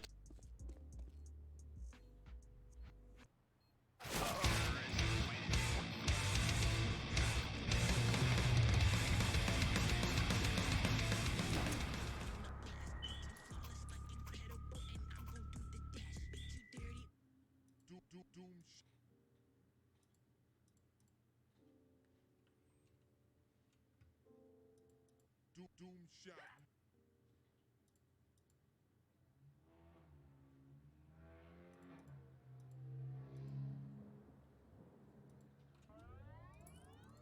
Throwing a grenade. Decoy. Deploying flashbang. apps, 2 apps, 3 apps. I hear 2. Be careful.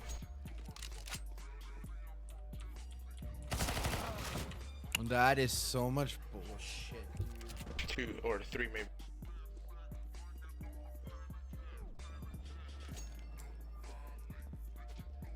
Two more. Or 1. Short. 1 short. Short. Arches. Arches.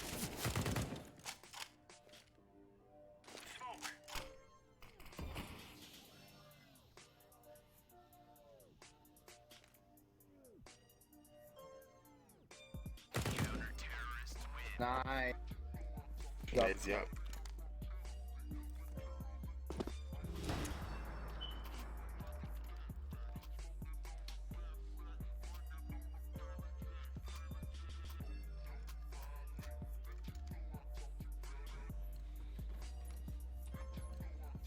Move it, son.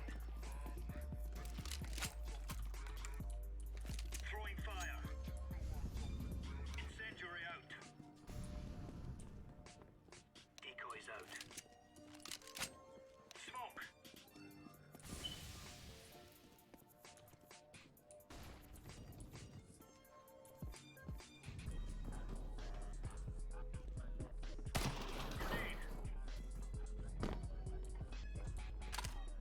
I think offing chair, maybe mid.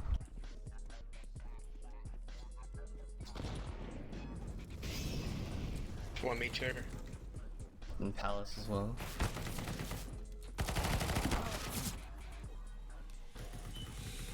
Use it for 78 on Palace.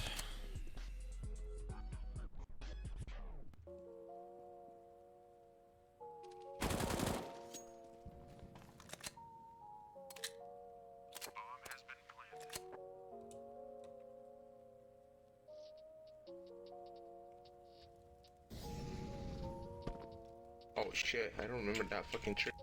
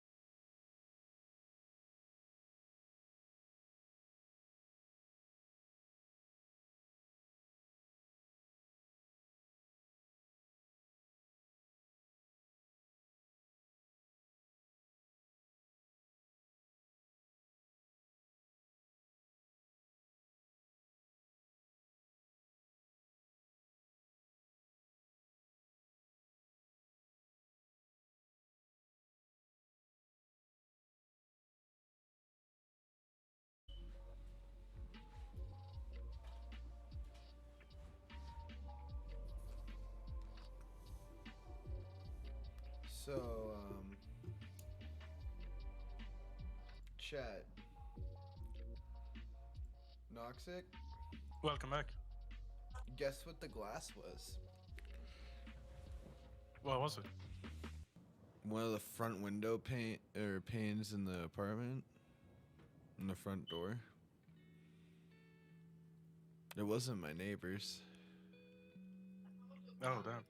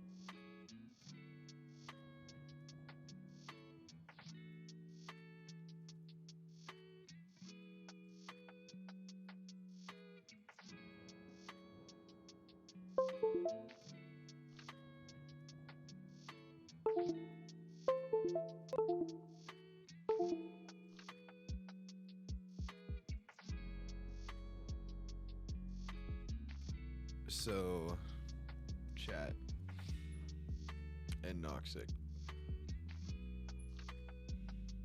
Noxic? 1 second.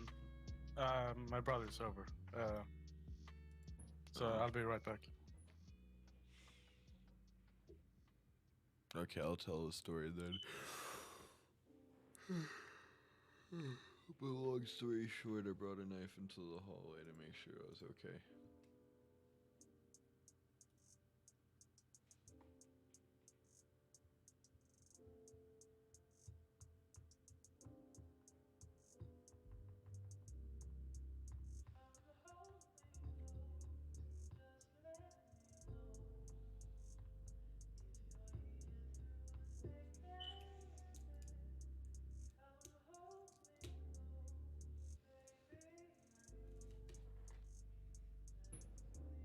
I forgot I had resin there.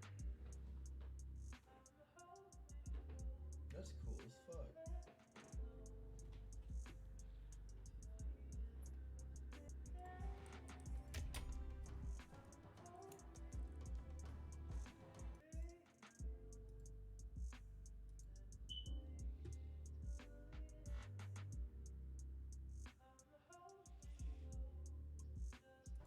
There we go.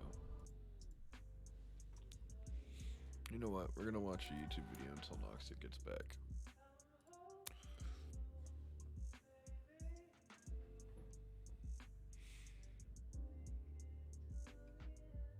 You know, I can. About I can 8 vouch years on ago this in Canada. 2014, I moved to Colorado Springs shortly after they legalized recreational cannabis sales, and they had already had medical sales there for several years. So they had a pretty established market, and my goal was to move there and get a job, start working in the industry, and learn everything I can about the wonderful plant that we all know and love. But I learned firsthand that working in the cannabis industry wasn't as great. So yeah, it wasn't my neighbors. Okay, yeah. And it's so this morning, you know how I was like telling you that I heard like a bunch of glass breaking? Oh, yeah, yeah.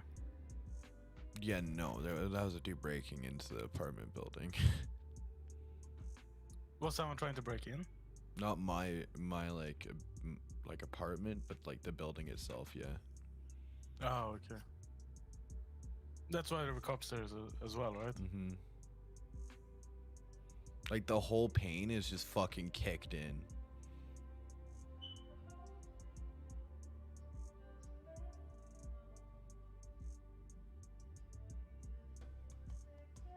So I went out there with a fucking barbecue steak knife.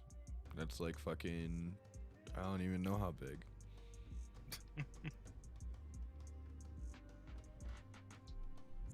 This morning, and it was probably a good idea.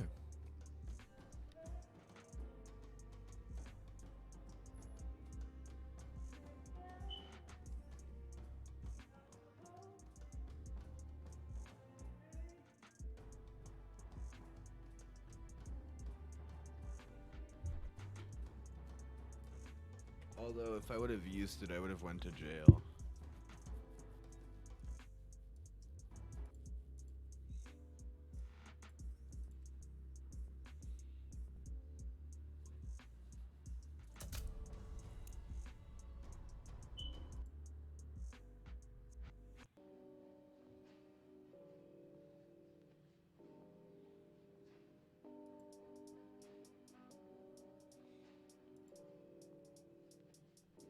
Okay, let's see how stoned I am right now.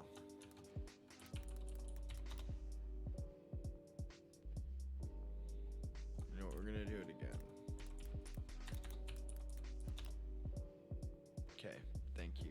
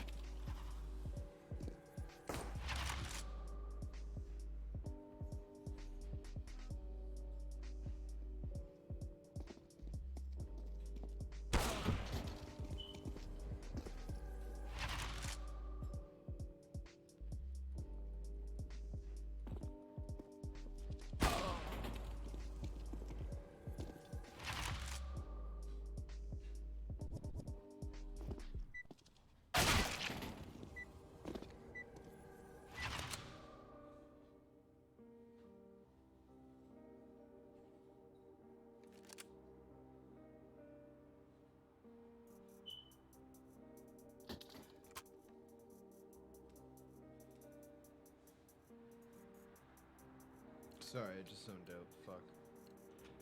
We will defeat the mercenaries. What up? Yo.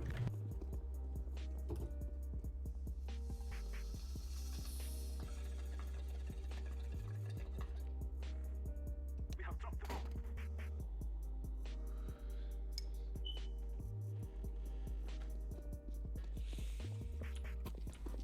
Wow.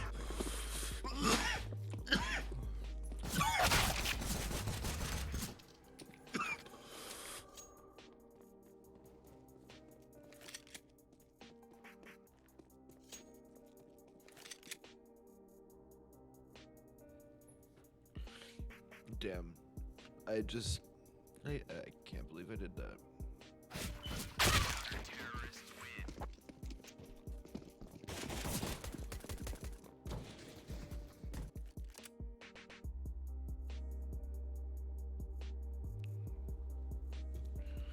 I'm just gonna save. I'm gonna get my Master Chief Bison. We must move.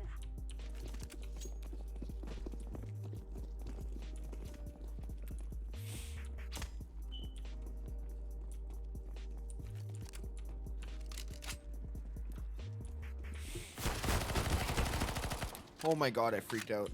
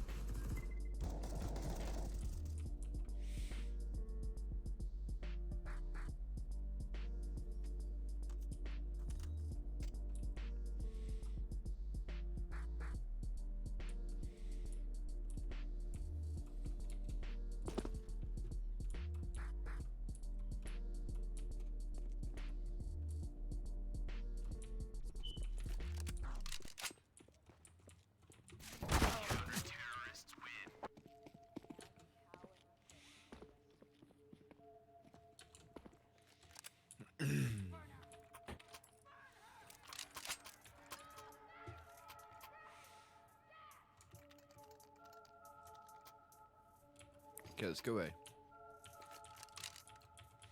Let's go.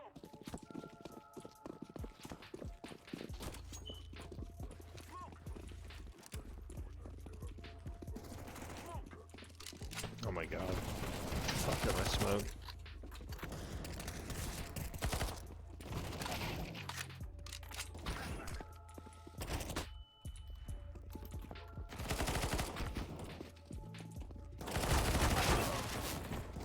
He's low as fuck on stairs.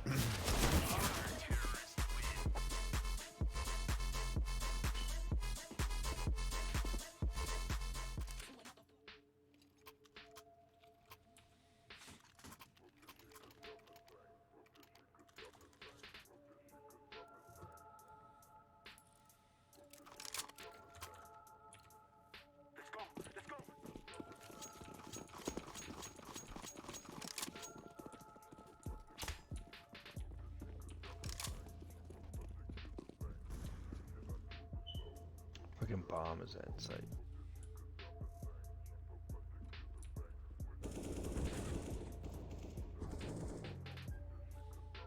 Going for bomb.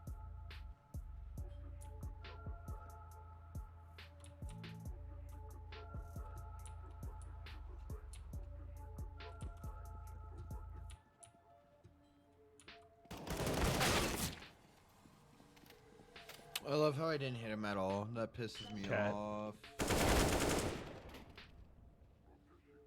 I'm 1 HP.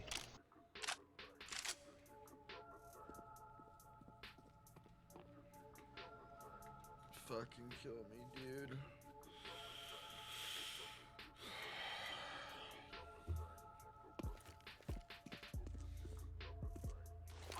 Flashing cat.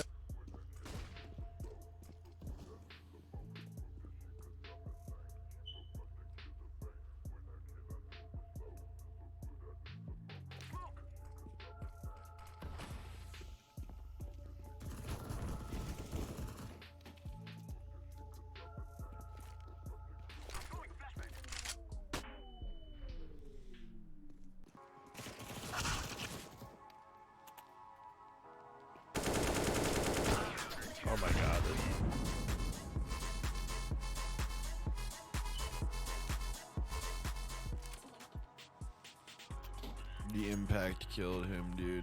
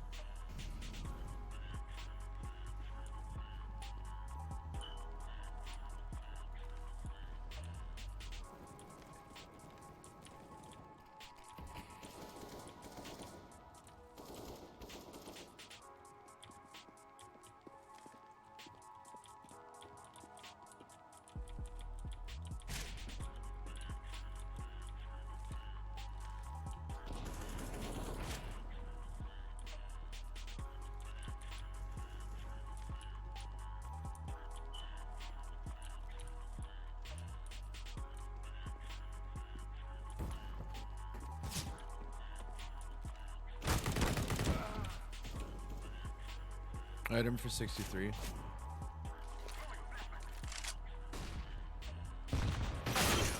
Oh my god. Fuck me.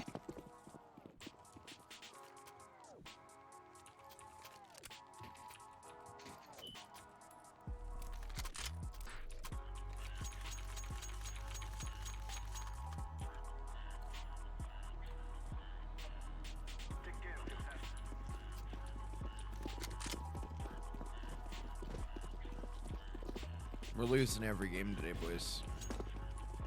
It's the way it's gonna be.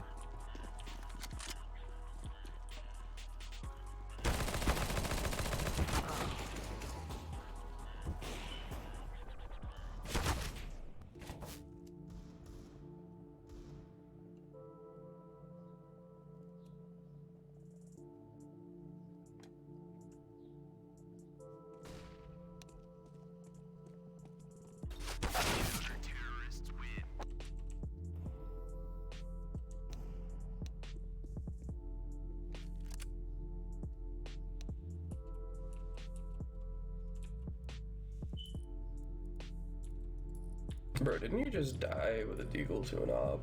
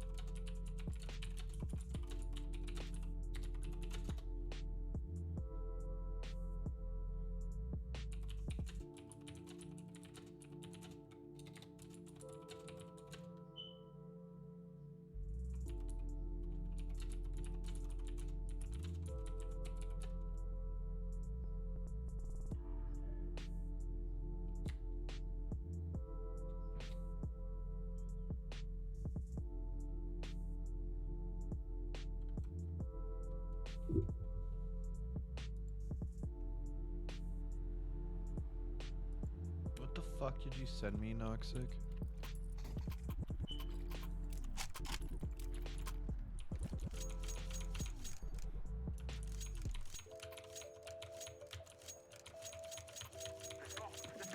Oh, this one's good as well.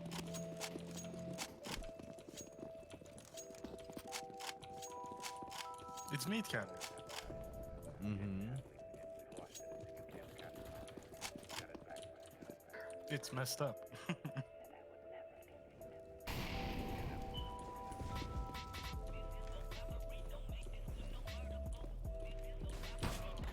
Knew it.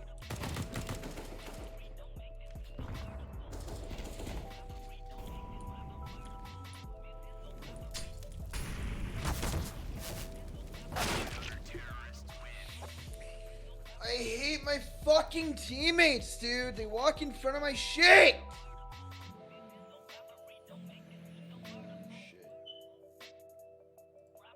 Annoying fucking shit.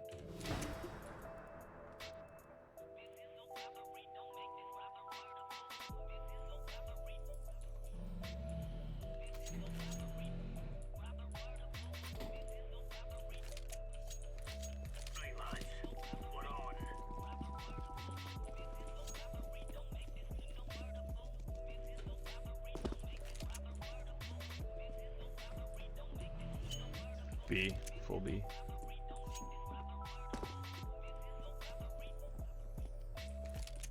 Going under.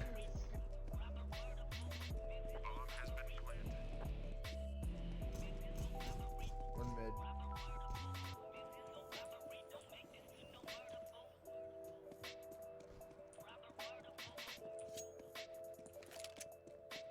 It's window.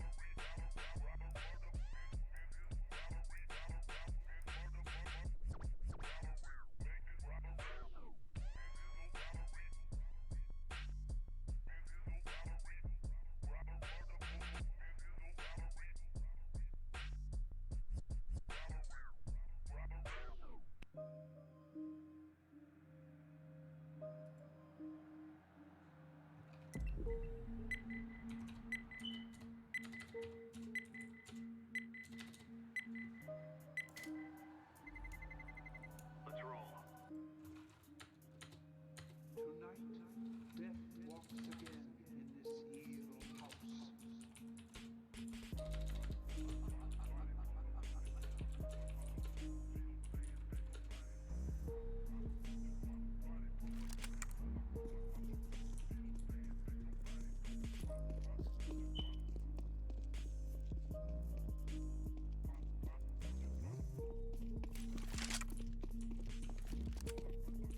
No, no, Anubis. Oh, no, Anubis.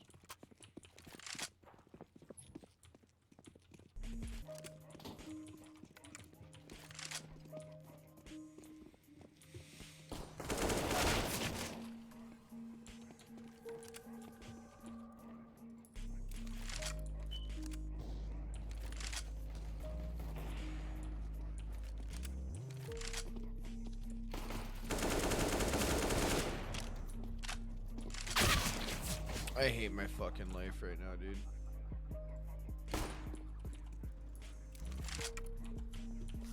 Why? What's up? I can't hit fuck all.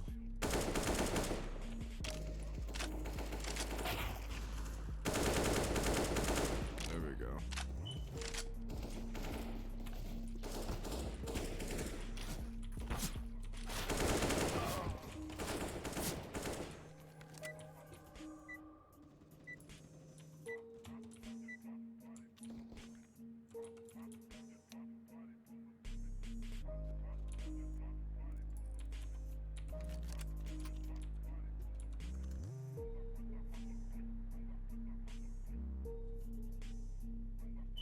Hello guys. What's up? Let's go, victory quits.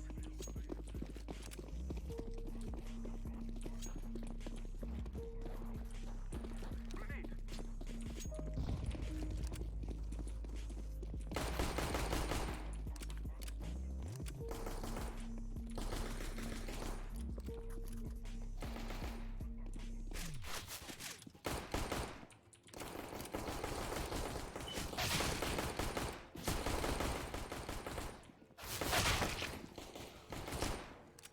And I love how I don't get any assists for those, even though I hit him.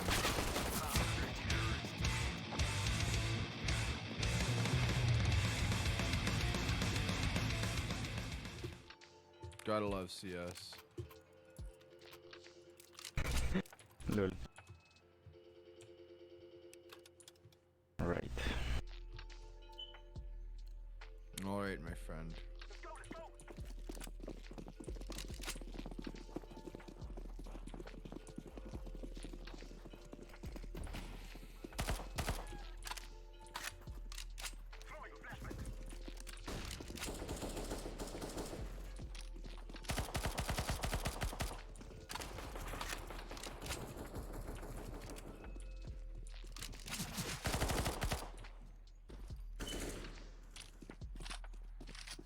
And they had the bomb.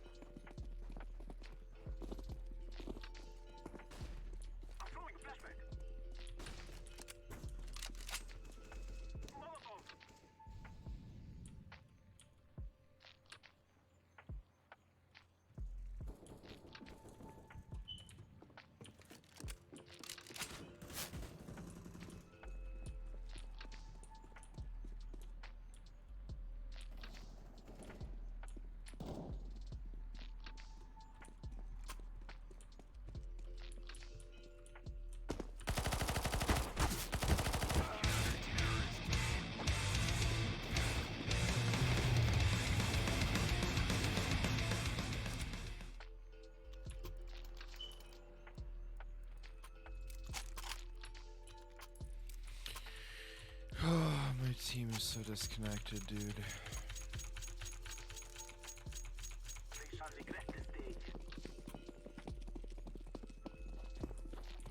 Well, yeah, let's just keep pushing the same fucking site every fucking round.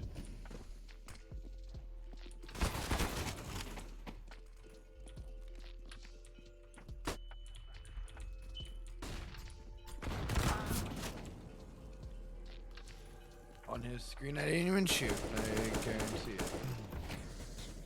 I love that.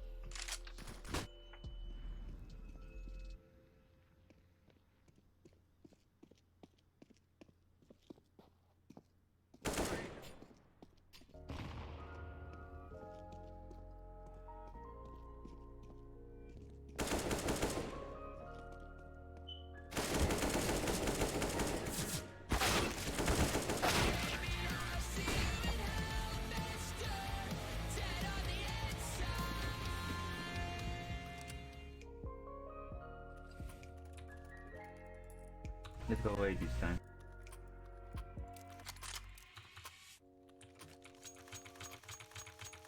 Yeah, you figure?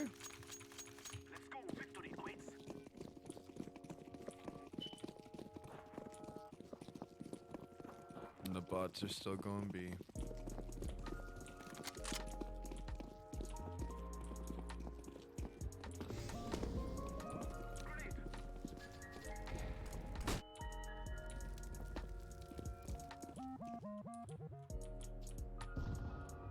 Drive back and rush. Shit.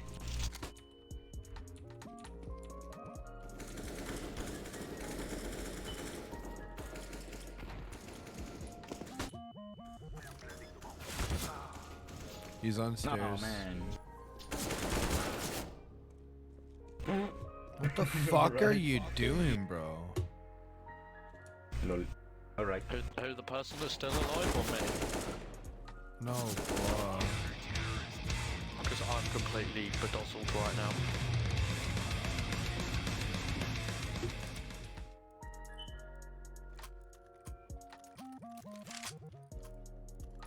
Am I doing good, or do I need to try? Alright. As long as I'm doing acceptable, because I've never played this map and I'm not in a sober state of mind.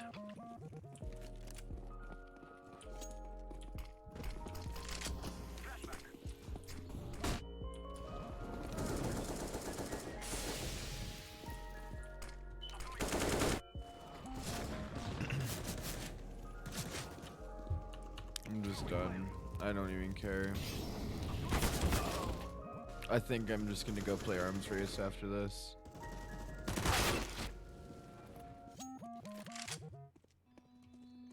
Oh sh.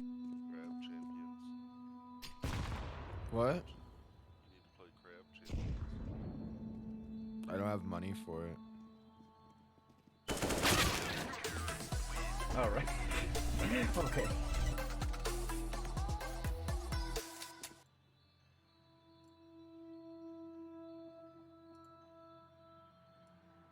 See, now I can't hear everyone in Discord, so I need to turn Discord up.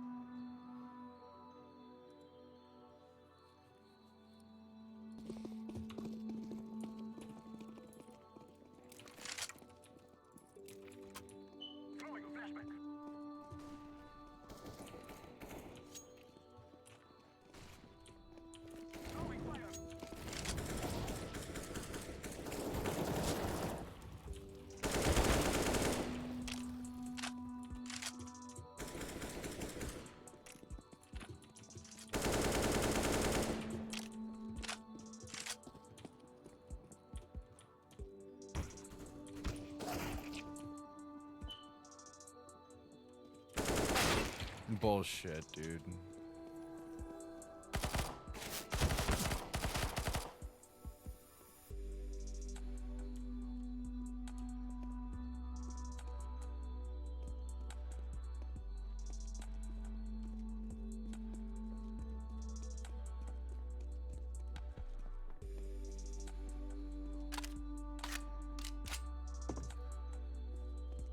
Behind you.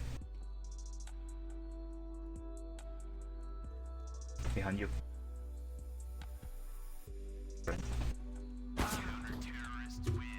Behind you.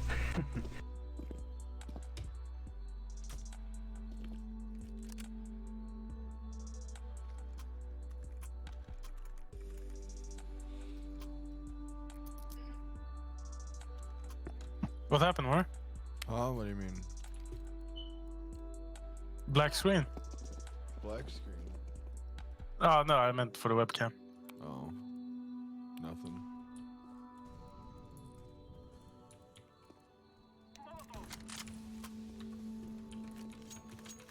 But yeah, I got those hers cheese doodles or whatever they're called. They weren't that hot. Carolina Reaper should be really hot, right? But no, apparently not.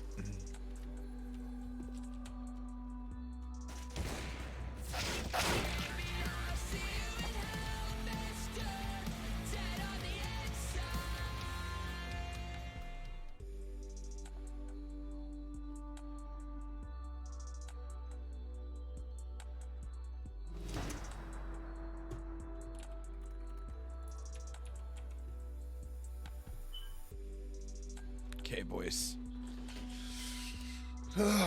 We got this. I need some energy, for fuck's sake.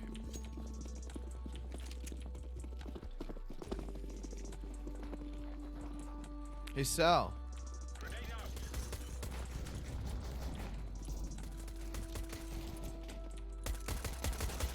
Hey, Sal.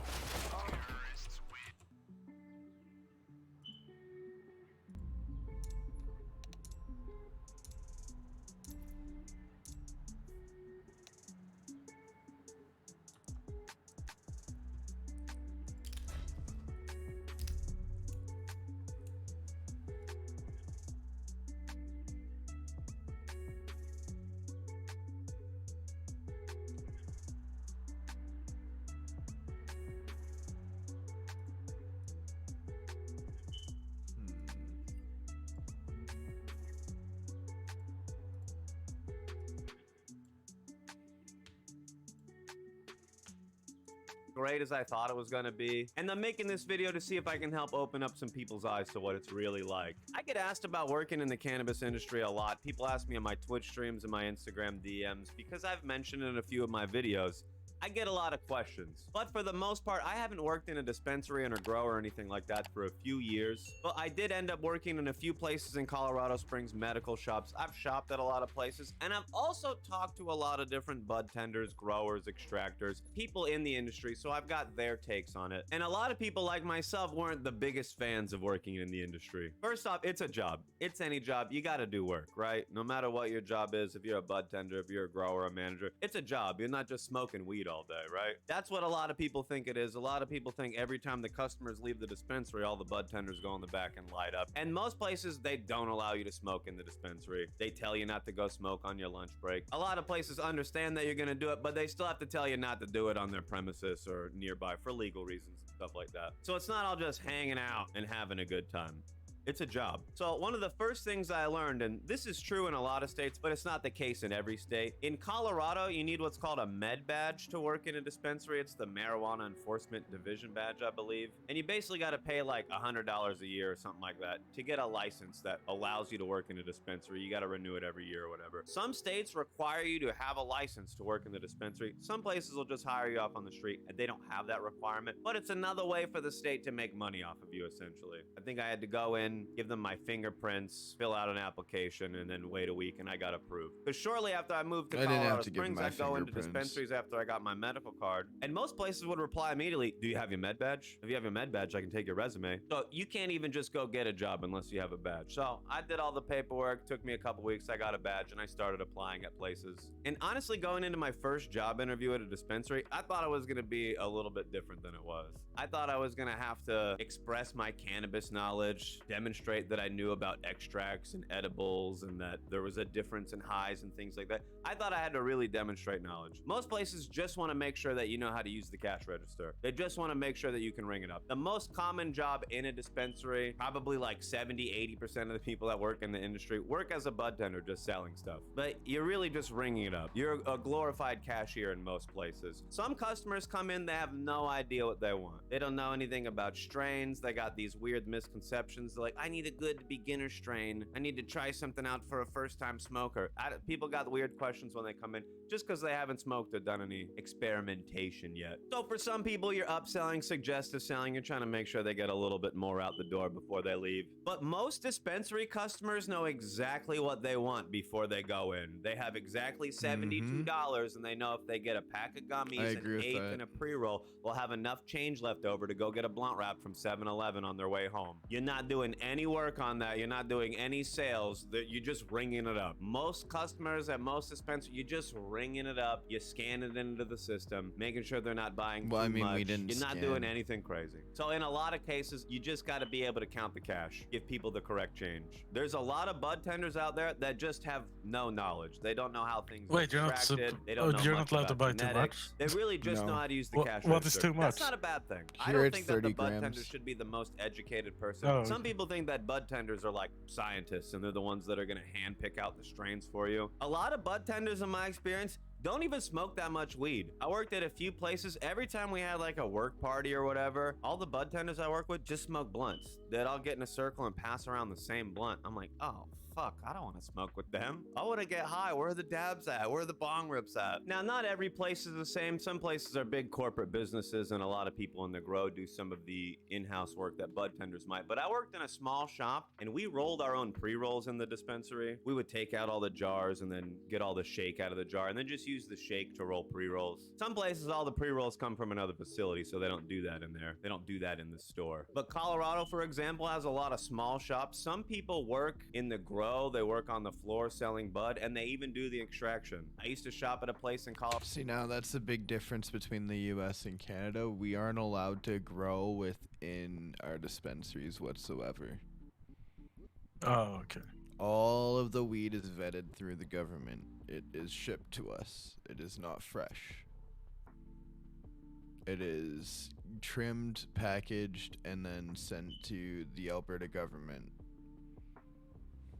Colorado Springs, and a lot of places were like this, where they had the grow attached to the building where they were selling it. They'd rent out 2 units in a plaza or something like that. One would be the storefront, one would be the grow. I used to go to this one place. I think they might have rented out 3 units or something, but they had their grow, their storefront, and they also did extractions all in the same place. And one guy did the growing and the extraction, and some days when they were short-staffed, he'd go work on the floor. The plants didn't always need somebody to look at them, so he could go ring up some bud. And I used to enjoy that because I'd be asking him about different stuff, and this guy saw every stage of the grow. He saw every stage of the extraction. He knew what the best stuff was in the store. So some places are a little bit more hands-on, but a lot of places, it seems like in Florida, most of the bud tenders here, they just have to worry about ringing up the sales. They get a high volume of customers. There's a lot of online orders. You get a little sheet with a few different items on it. You go pick out whatever somebody ordered, and then as soon as they come in, you give it to them. And if they're like, oh, I forgot to add some gummies, you add it on there. So for a lot of places, they're just hiring somebody that's gonna give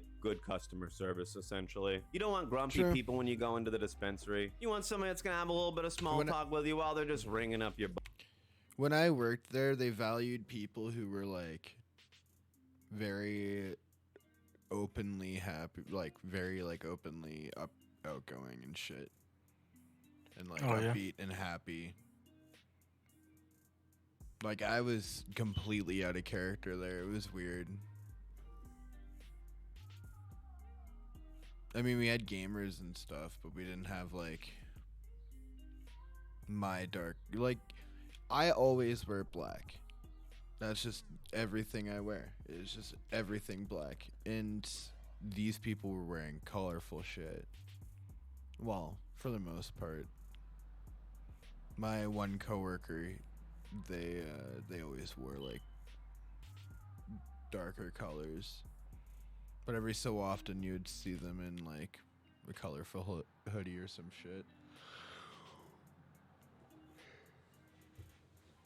But there's one thing that he doesn't not like. There's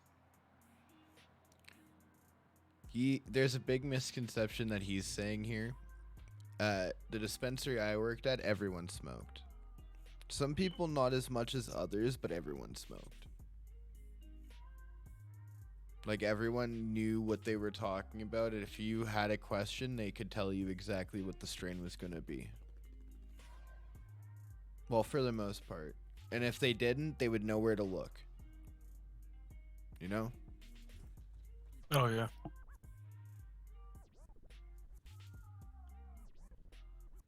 But like they'll go straight to the distributor's site.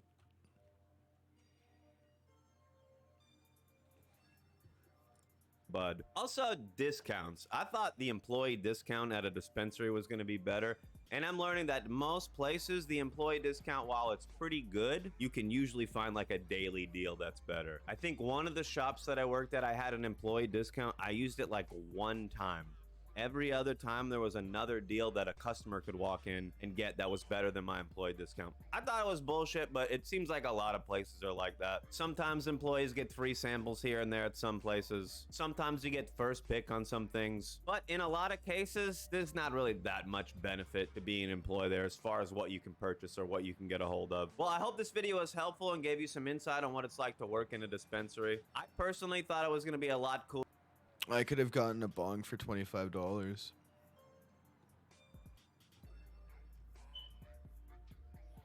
How many bongs do you have? 5. Actually, 1, 2, 3, 4, 5, 6.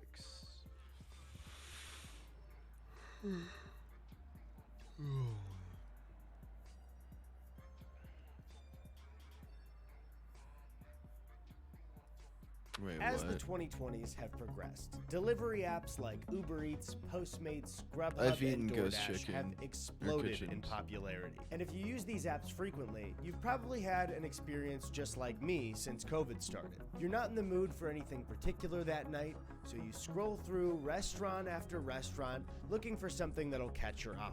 And one restaurant finally does. But not because it's what you're in the mood for. It's because something about this restaurant feels off.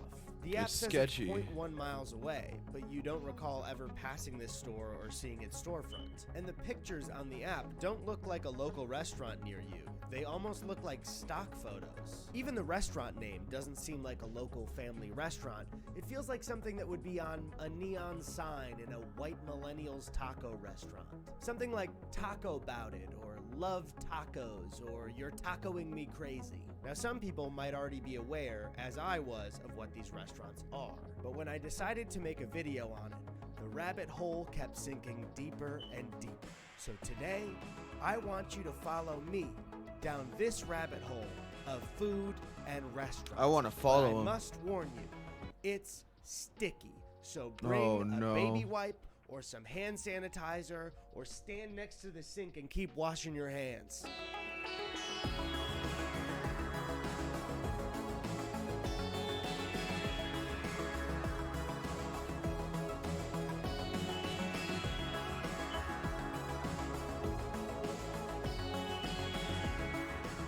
Oh, fuck. 9:12 on your Monday. From Postmates to Uber Eats, even Grubhub, more people skipping eating out and bringing the restaurant experience home. But how that food is prepared is getting a big change. More competing companies are now teaming up using ghost kitchens to prepare your meals. Now, what is a ghost kitchen? Well, the definition can be a little bit broad and too general because the business model is very new and ghost kitchens come in a few different forms. But in YouTuber fashion, I have the Google definition.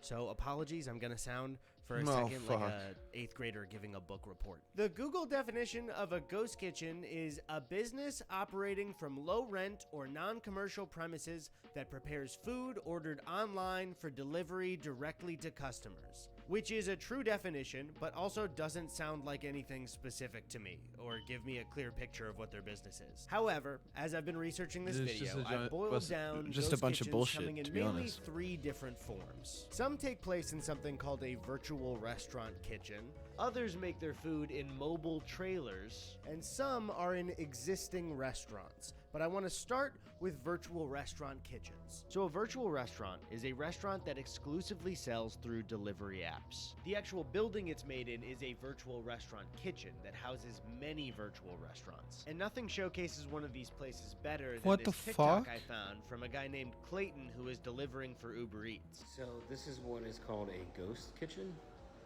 It is a select set of restaurants that are featured. The food's cooked here. As an Uber Eats driver, you come up here, you select your restaurant. Mine was supposed to be Drunken Dumpling, and then my order was Omar here. And what's crazy is, then, for right now, I'm waiting. There's your order board. What the And then fuck? once that's ready, one of these lockers will unlock, and the food will be ready. Bro, And this will we're become already our in the future. future.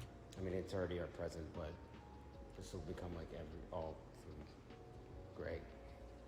Yay, future technology. Now there are Shut definitely up. cases I already of one said that. person owning a virtual restaurant kitchen, but these places are mainly owned by tech startups. So there is a chance that a pizza place that you get delivery food from and a Chinese food place that you also get delivery food from are not 2 separate restaurants, but one kitchen owned by the same company. But I started to wonder how common these places actually were. Could I find one near my neighborhood? And I did. I won't be showing the address, but I sat down at my computer to look at delivery apps until I found a specific address that had multiple restaurants in it. And if you look here, as I started to go through just Uber Eats as an app, I started to find that this address had a lot of restaurants in it. If I were to ask you what you thought a lot of restaurants running out of one kitchen would be, it kind of depends on how familiar you are with ghost kitchens and virtual restaurants. So you might be thinking, I don't know, 2 is a Dude, lot of this is insane. potentially 4. Could it be like 5 or 6? So I counted the individual restaurants on Uber Eats that came up for this specific address. And I found 10 restaurants running out of the same kitchen. Does that sound like a lot of kitchens to you? Because if it doesn't, I lied. There are 20 restaurants running out of this one location. And if you're thinking to yourself, that's not that many, I lied again. There are 30 restaurants running out of this single location. And one final time, I lied I told again. you he lied there again. Are 44 restaurants on Uber Eats that all share this one address. And you have food places ranging in completely different cultures and food types. There's a dim sum place, there's a curry place, there's burger places, pasta places, pizza places, chicken and waffles, taco places. And this was actually discovered by my girlfriend Chrissy. She started looking at individual menus in this one location and finding that some of the items looked really similar. So I picked a random item from one Would of be the cool if you restaurants could that was just featured here. It's take a restaurant anything, called the Codfather. you know, from all of And these I found ones a in one beer-battered order, you know? cod sandwich Because for sometimes I'm, you know, $16.95. And right wanna here have it one or says in the other, you know? description, it is a beer-battered North Atlantic cod, slaw, red and white cabbage, lemon herb aioli, and a brioche bun. So I looked at another obvious choice at the same address, at Sunset Beach Fish and Chips. And would you look at that? There's a beer-battered cod sandwich for $16.95. That is a beer-battered North Atlantic cod, slaw, red and white cabbage, lemon herb aioli, and a brioche bun. Interesting. Two separate restaurants on Uber Eats, appearing to be completely separate businesses, selling the same item with the same description for the same price. So I looked at another place that had a beer-battered cod for $16.95, same description. And I looked at another place, and another place, and another place, until I had filled up my cart with 9 identical beer-battered cod sandwiches. And I'm going to go with Chrissy to pick it up at the same exact location. That's right, we're gonna drive to one kitchen to pick up the same sandwich from 9 separate restaurants. By the way, the sandwich is $16.95 for just the sandwich. So I'm about to pay, what's that times 9? I'm gonna do it in a calculator. You can't force me to do math off the top of my head. I could have Is done he it math, American but or I need to find my Canadian, phone. though? All right, so if I just do the quick math on here before fees Yeah, no are idea. involved, I will be paying just $152.55 to potentially try the same sandwich 9 times. So Chrissy and I started the drive. It took about, 20 minutes to get there. God, that was beautiful. When we pulled up to the restaurant, it had the name Chibo. What confused me is that when you look it up, Chibo is a local restaurant in LA. It's been open since 2002, I believe. But when you look on Google Street View, the storefront used to say Virtual Dining Concepts, which is one of the startups in the ghost kitchen industry. Now, to be honest, as we walked up, I was a little bit nervous because I don't think one of their regular employees would care, but I also doubt somebody has ordered from 9 different restaurants with the same item. The order kind of makes it obvious what I'm doing. So I walked up to him and said, "Hi, we're picking up for like 9 orders under Eddie." And the guy was like, "Oh yeah, no problem. Do you want me to put it all in one bag? Is that okay?" So we waited for a little bit. Here's us waving, just in case we're saying hello to you, specifically watching. We're waving to you. And then finally, we got the order. So I gotta get home. it seemed so casual. They did not care that we ordered from 9 different places and it was the exact same one. So we drove back, bags in hand, left bag hanging lower than the right bag. But before we bust these bags wide open, a quick word from our sponsor. Thank you all for coming to this press briefing today. As many Maury, of did I already tell you I'm know, going to see I my am now morning the jacket? President of the United States because No. Joe Biden lost to me in a wager match of Overwatch 2. And do you now even that know I'll who be that is? traveling and doing business all over the world because I'm the new president. Your Our morning sponsor jacket? Today, Babbel is perfect. Babbel is one of the top language learning apps in the world. can't Its hear you, intuitive lessons help you learn a language Oh, through real-life do you conversations. hear me better now? Lessons are designed by real language teachers, and Babbel offers a 20-day money-back guarantee. Joe actually just texted me that he got the app, and he has a little voice message to share with the country. Welcome back. I thought y'all weren't talking. I've been sitting here. I noticed Discord that did all that of the thing. packaging was the Oh, exact I'm same. watching his All right, stream. so let's start with just 2. When I finally We got the said rest of the something, did y'all hear packages what I right said? here, but they also weren't morning labeled, jacket? So I have no Yeah, idea you ever which seen 'em? 2 Or restaurants heard of these 'em? are from. This could No. be the Codfather. This could be Sunset Beach. This They could even definitely be have some Burger Rocky Bitch. Mountain sauce. First one They is have some in that's not my favorite. this but wrapping. He's got a style. Here's the. I mean, it looks good. It looks good. This looks like a good fish fancy. sandwich. These are 2 different See, fish Maury sandwiches streaming. from Didn't 2 know different that. restaurants. I'm gonna go Legally, eat I do dinner. not I'll be wanna back in a say little that while. These are the same sandwich, so I won't do that. You think that covers me? The bun feels cheap for $16. Oh yeah. It's good. I now know what this fish sandwich tastes like.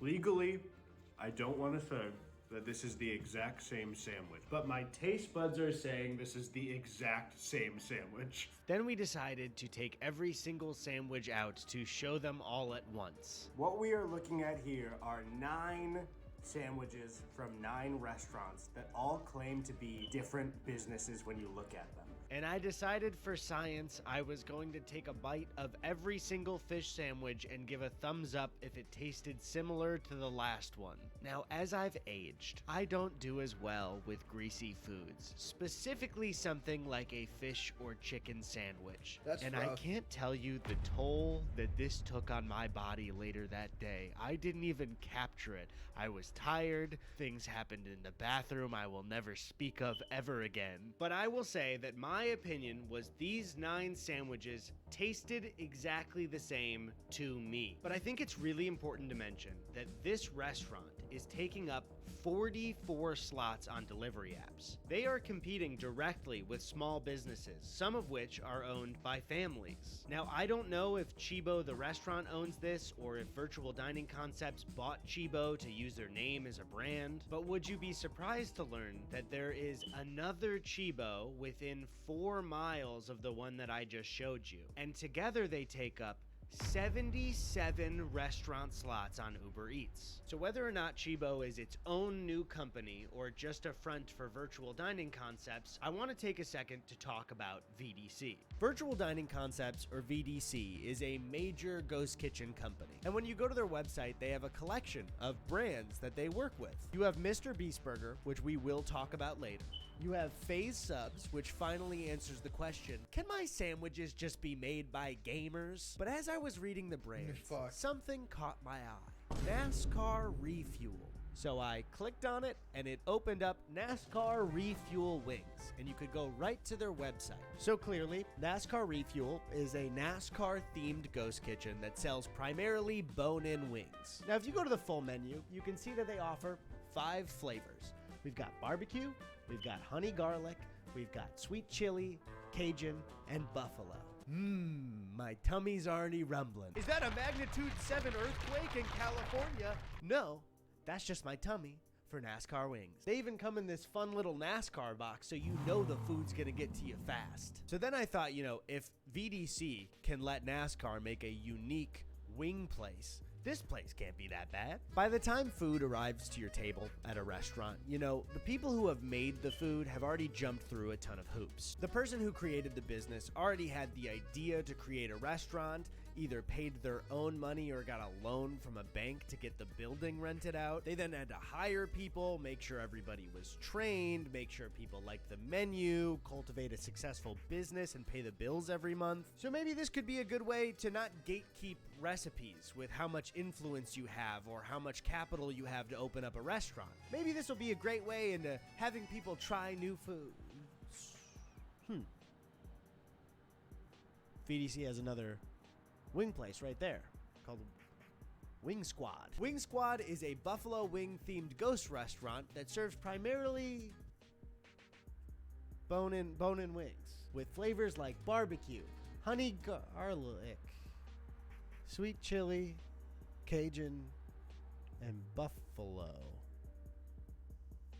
Are these the exact same fucking wings? Okay, so I got NASCAR Refuel. So I was gonna immediately cut to ordering NASCAR Refuel and Wing Squad to eat them both and see if they tasted exactly the same. But when I filled out both my orders, I went ahead and ordered NASCAR Refuel. And when I tried to check out with the cart for Wing Squad, they told me that it wasn't available in my area. So now, instead of proving a point for my video, I just have NASCAR wings. The only thing I care about is if they come in the cool box. I will be so mad if they don't. Yes! Here are the wings. They look pretty good, to be honest. I'll give it to NASCAR.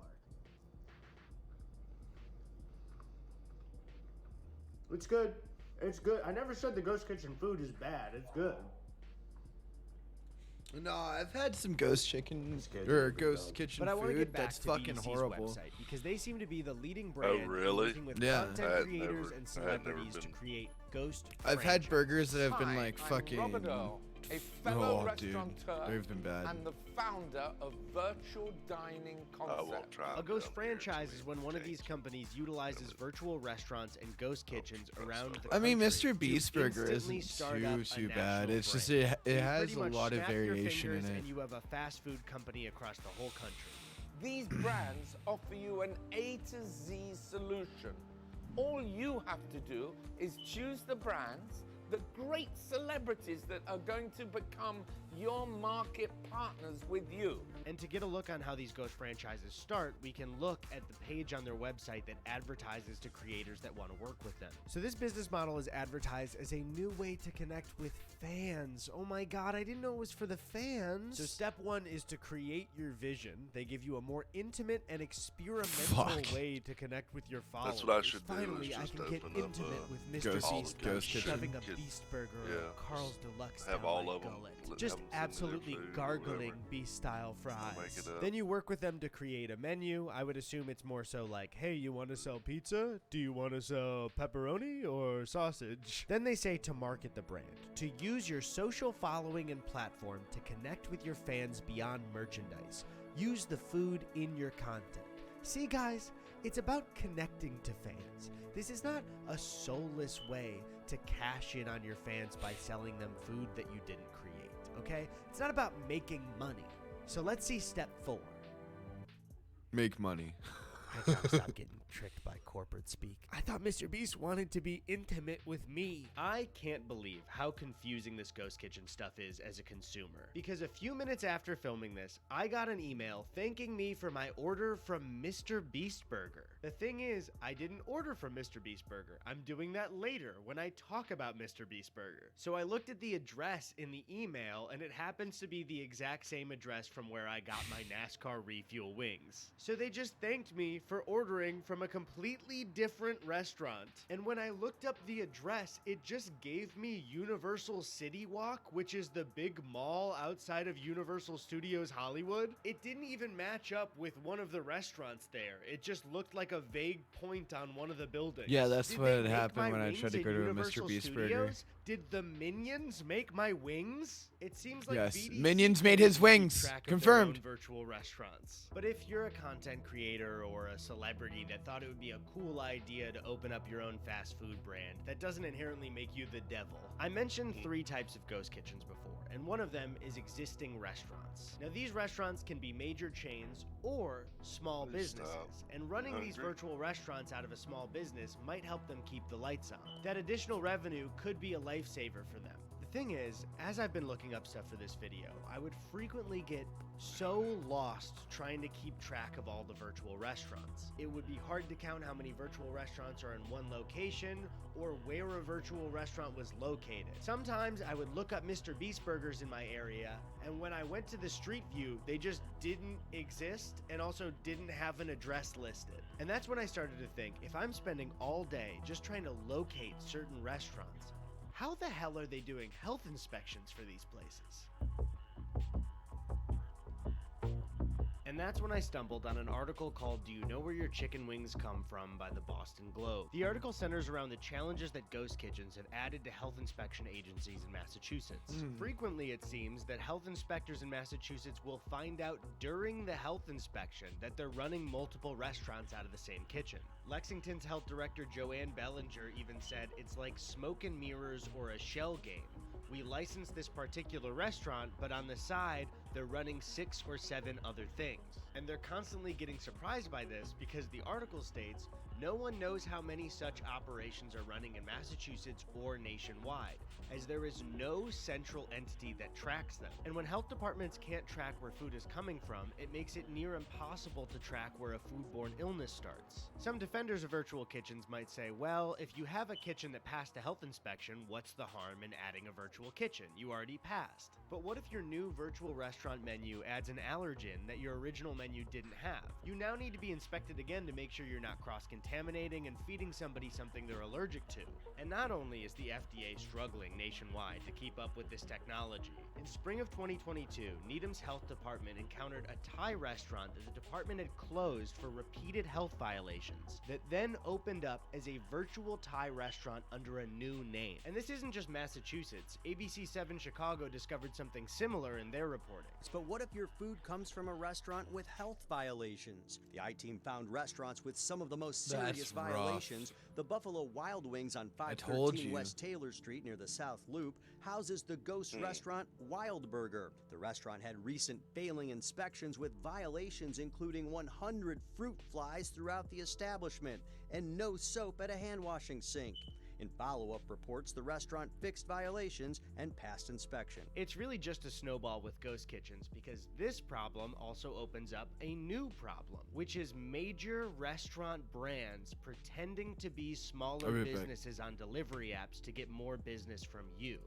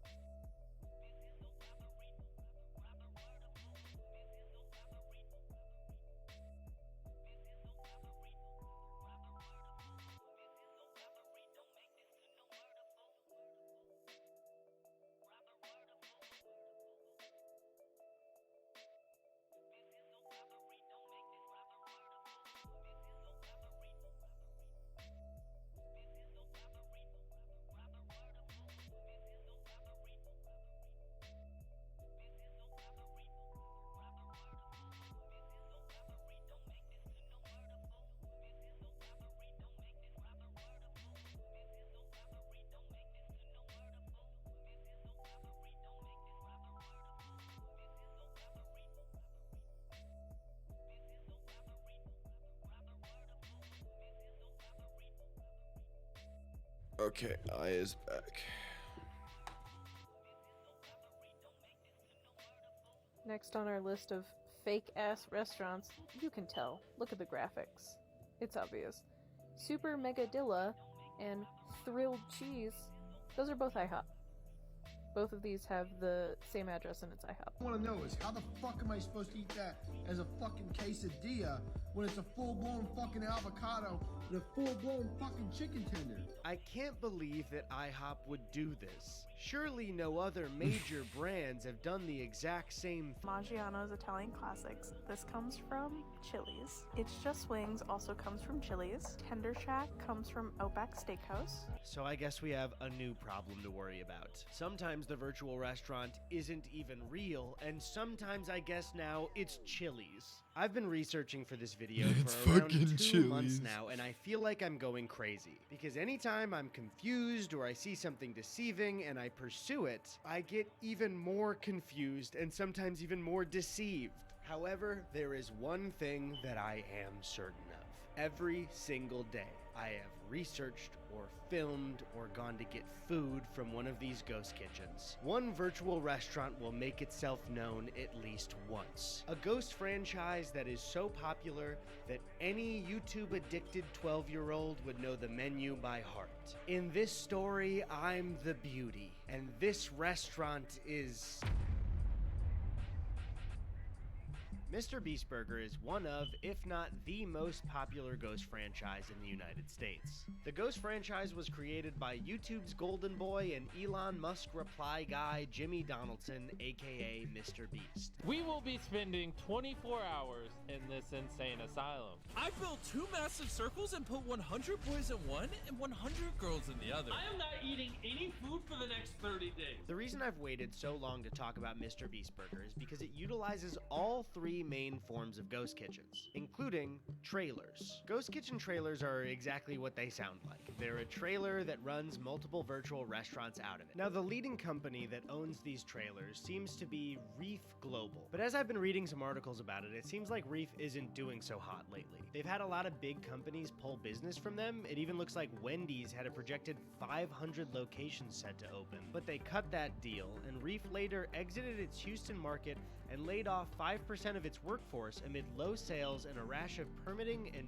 safety violations. Let me just look up what safety violations there are. Okay, so I just found this Wall Street Journal article called "Ghost Kitchens Are Proving to be a Messy Business as Reef Global Shows." The article starts by saying a few seconds after a cook turned That's on a fucked. stove in a tiny mobile kitchen in a Houston parking lot in April, a fireball erupted from the propane burners, flaring out into the center of the trailer owned by Reef Global Inc. While the cook escaped harm, she happened to open a refrigerator at the same time that shielded her from the flames. It was the second such incident at the same Houston trailer in 4 months. The first one injured a different cook as flames scorched her face and gave her kind of a warning for this to Oh be my kind of violent God. language, so skip forward 10 seconds if you don't want to hear this. Gave her 3rd-degree burns on her hands that caused the skin to peel off her fingers, rendering her unable to work. Wall Street Journal. Did you hear how bad her hands got burnt? How can she work? How can she contribute to the company? A similar fireball in San Francisco injured another Reef employee in the spring, according to the former Reef managers briefed on the 3 incidents. And on top of that, there's also an insider article about leaked Reef emails, where they're talking about nearly a full year of complaints from Mr. Beast Burger, where customers were served uncooked chicken and raw burgers. This is not directly Mr. Beast's fault, and I'm sure this happens with regular fast food franchises, but this problem is a lot more difficult to solve when you have no real locations. And up until very recently, this business was solely run out of ghost kitchens. And in interviews, Jimmy doesn't hide that fact at all. He's actually one of the only people I see being open and honest about their business and ghost kitchens. Is it cool to own a burger joint? So when I first started it, this is when COVID was at its height. So we started a virtual restaurant. A lot of restaurants were laying people off. And Beast Burger, originally why we got into it, is it was like a way for restaurants to make extra money. Yeah. So if you're a mom and pop and, you know, that lockdowns, you can't even serve people in your fucking restaurant, your revenue just cut in half, you could just start serving Beast Burger. And then anytime anyone within 8 miles placed an order, you fulfill it, you get to keep a majority of the revenue. Yeah. Now that's a pretty noble motivation to opening up Mr. Beast Burger, but Jimmy just doesn't talk about the fact that they do this also out of existing restaurants that are major corporations, and the fact that they ran them out of Reef trailers. Anyone, anywhere can just start serving Mr. Beast Burger. You just take our training course, order our ingredients and packaging, and then turn it on all the websites. So it's the same ingredients. Mm-hmm. Oh, so it tastes the same. Mm-hmm. And I understand what Jimmy's trying to do, but you really shouldn't make it that accessible for anyone anywhere to start serving Mr. Beast Burger to customers. Because again, I start thinking about the health inspection stuff. People all over the country, primarily kids, are eating this food. You need to have some kind of barrier for the quality of it. And so he's sort of transparent about the Ghost Kitchen stuff in interviews, but let's also look at what he actually told his fans. When the business opened in 2020, this is how it was announced to 144 million people. I opened up the world's first free restaurant. And if that wasn't enough, I also paid people to eat at my restaurant. Put it on up. Yeah!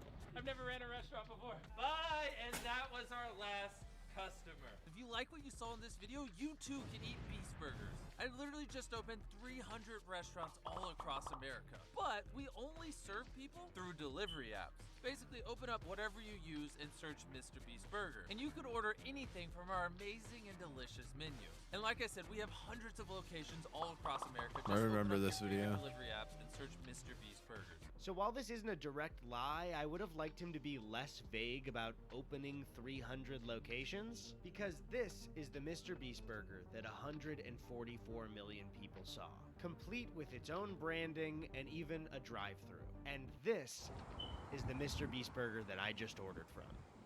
The small business was connected to this building, and when I went in, they didn't even realize that an Uber Eats order for Mr. Beast Burger had come through. Obviously, it appeared as their own business. There was no Mr. Beast branding anywhere. They told me it was going to be a 20-minute wait, so I went back to the car to wait with Chrissy. Do you think if we ask them, they'll sign this? I hope. I really hope. When I finally went back in and was handed the bag, I noticed that it wasn't a Mr. Beast Burger bag. It was one of those regular thank you bags. Regardless, we headed home, bag in hand, bag hanging low. I got 4 items total and ordered it for pickup, so the whole thing ran me $36.85. They're also not in Mr. Beast. Last time I had Mr. Beast Burger and it was bad. It was like that. Blowing you out of the fucking water. Now, Beast-style fries are supposed to be seasoned, crinkle-cut fries loaded with caramelized onions, American cheese. When it's good, it pickles, actually mayo, has the ketchup, and packaging. mustard. What I got was seasoned crinkle-cut fries with cooked onions, American cheese, pickles, and ketchup. You can see right here, this is what they look like, and... So I flipped them back over pretty well, actually. It worked out just fine. And they were average. I do think what would make this order special is the ingredients on the fries, and I didn't get all that I ordered, but this is the best that the order's gonna get, I promise you. Now, the next item on the list was supposed to be a Carl's Deluxe, which is like a patty melt grilled cheese. But when I pulled it out, I was very confused.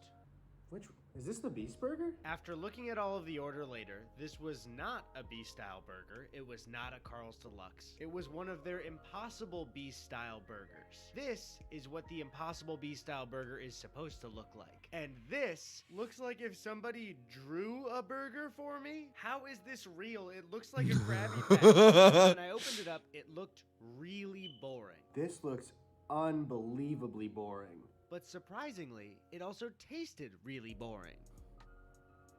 This tastes like a cafeteria burger. The Impossible Burger is supposed to be smashed, crispy Impossible patties with house seasoning, American cheese, pickles, diced white onions, mayo, ketchup, and brown mustard on a toasted bun. What I got was an Impossible patty, American cheese, shredded lettuce, and a tiny bit of ketchup. There's no sauce on it either. There's just like a little bit of ketchup on the bun. The bun was way cheaper than the one looks in the photo. But also, if you examine the meat in the Impossible photo, it looks nothing like this. So what the hell did I just eat? Next up was the crispy chicken tender sandwich, and this one is an easy layup. Everybody knows what comes on a chicken sandwich. It's just chicken, the bun, mayo, pickles, and lettuce. I was really hoping I would have a positive experience, but all of the ingredients just feel really, really cheap. Like, it just... This doesn't look like a satisfying chicken sandwich. I don't know.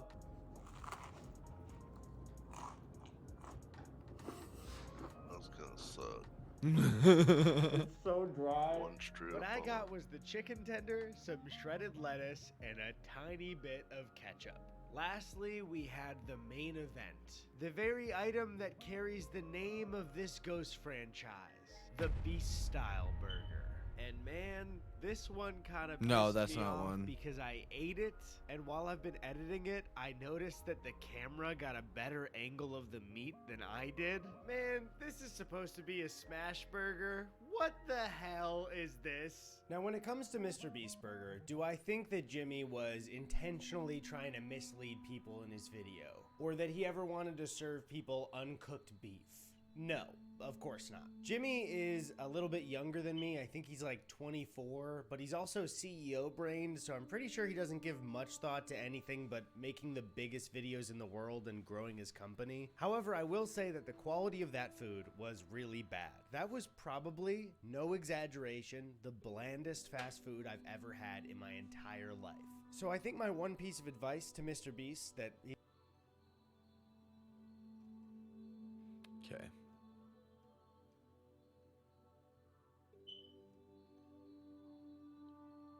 Yeah. What else should we watch?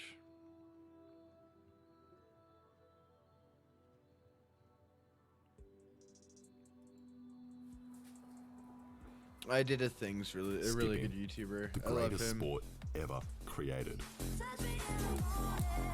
It's fun. It cuts your grass. It's portable. And best of all, it's relaxing.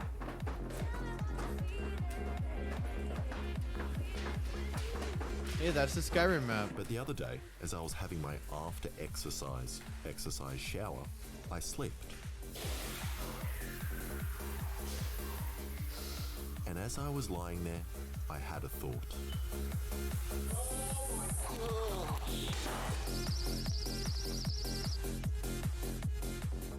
Okay, before I attempt to see if I can skip fast enough to stop the rain, I'm going to do some very bad maths to figure out how fast I actually need to skip. So I looked up the average speed of a raindrop, which travels at around 10 meters a second and has a width of 3 millimeters, which is around 10,000 millimeters a second, and if the skipping rope is 4 millimeters thick, 800 rotations a second to stop every drop of rain from hitting your head. And after doing a quick skipping rope test myself, I'm actually pretty close, with around 3 rotations a second. So either I need to step up my steroid cycle, or find another way to do it. And after looking online, I found this Chinese kid, who currently holds 2 world records. The first as the fastest jump roper in the world, and the second for the most amount of ants killed in 30 seconds. Managing to do 216 skips and kill 10,127 ants, which works out at around 7 skips a second. So I got excited and immediately sent him a message asking if he wanted to join me in the shower where I could pour water on him, but he never responded, which means I'm going to have to cheat and make something much stronger than me and this kid. And I think I know where I want to start, with this cement mixer. And my idea is simple. I have this bent rod stuck in here with a skipping rope on one end so that when I turn it on, it acts like a spinning arm.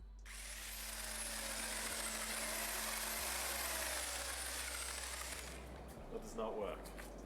And that was crap. The rope didn't do a full rotation at all. It kind of just wobbles in one spot. But after doing a little bit of research, I found this strange advertisement for a skipping rope machine made for children that are either incredibly lazy or that have no arms. Get jumping. And it works way better than my cement mixer, even though the motor is much slower and weaker, probably because the spinning arm that the rope is attached to is much longer. So I made this slightly scary looking arm and attached it. This thing is terrifying.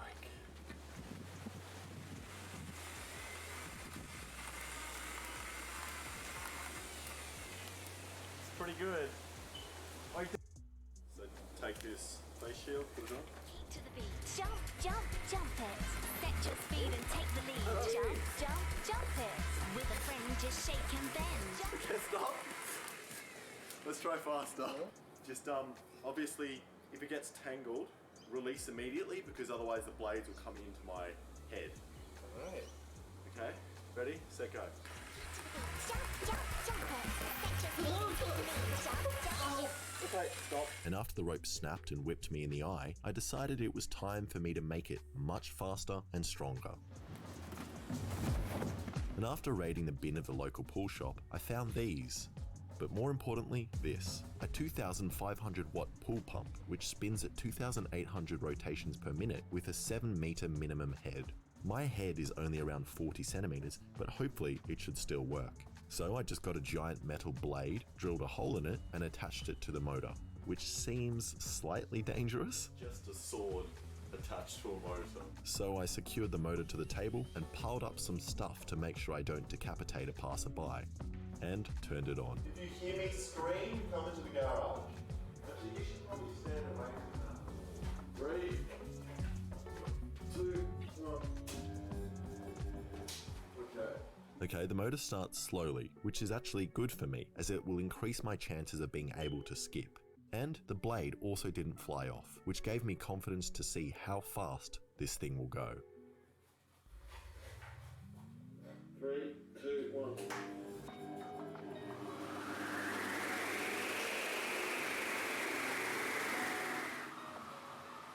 That's so terrifying. It is fast, and I didn't let it build up to full speed, as I didn't like it that the high-pitched noise it was producing was getting higher and higher and louder.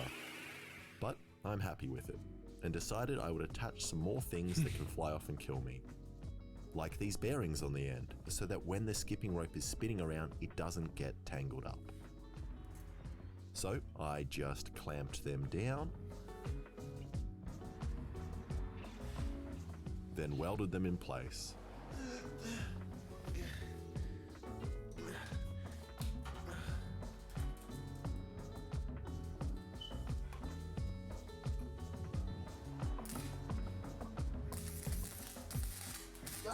And I don't know if you've ever watched life hack videos on TikTok or Facebook, but they always weld directly to the bearing when they're building their weird life hack cock and ball torture devices. So I believed it would work. But it doesn't. These bearings do not turn. And I think it's because the little balls inside must be arcing and then welding to each other, which means I'll need to friction fit the bearings. So I cut out a small section of pipe and welded it onto the metal strip, then pressed the bearing into it. There you go, bud. Oh, come on! Which didn't work either. So I'm gonna get even more janky, and I'm gonna use these washers and some super glue to very precariously hold the bearings on. And I am dying to see if this will work. So I just poked through the rope and attached the other side to an anvil. And after giving it a spin with my hand, I reckon this might work. Please work. Kind of works.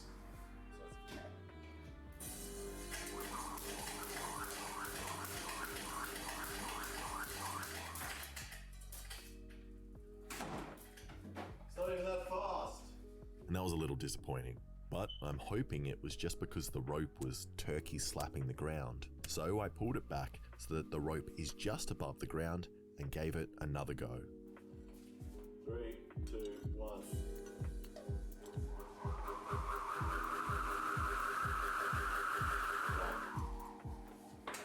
That is much faster. Which worked much better, but still nowhere near fast enough.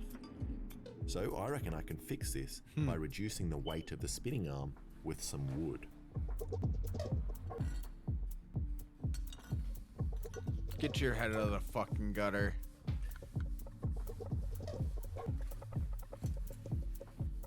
But because of the thickness of the wood, I've also had to cut the nut which holds the spinning arm to the motor in half, which really doesn't give me much confidence. 3, 2, 1.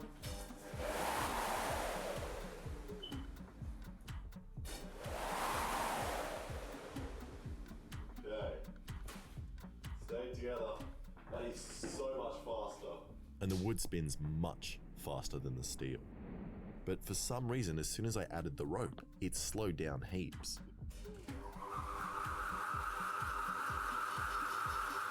Why is it slower? And I'm wondering why it's getting slower. Because the wood is rubbing against the motor. I was like, why is this so hot as well? That makes so much sense. Okay, round 4. This time with a split in the wood. 3, 2, 1.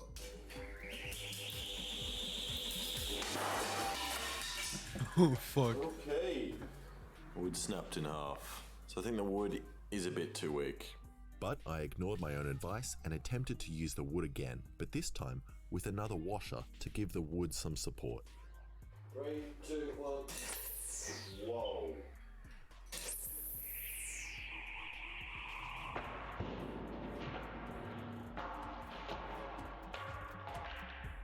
Holy shit. Fuck no. I cannot use wood. And after that great success, I decided I would go back to using the steel, but add another rope, so there is double the chances of it hitting the raindrops. And to do that, I need to attach the other side of the ropes to something that spins. As if it doesn't rotate, the ropes will get tangled and will then pull themselves into the giant death blade. And I reckon these bearings which came off a Lazy Susan will probably rotate enough for that. But after a quick test, it's very obvious this Lazy Susan doesn't want to spin. That's crap. Susan. But then I had an amazing, revolutionary idea.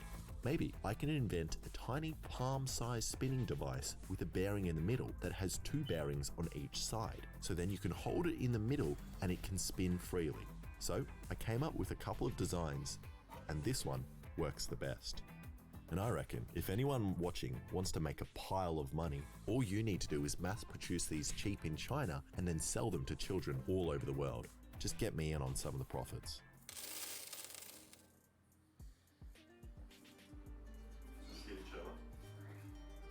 Okay, the palm spinner idea seems to work. The rope is making a full rotation without getting tangled.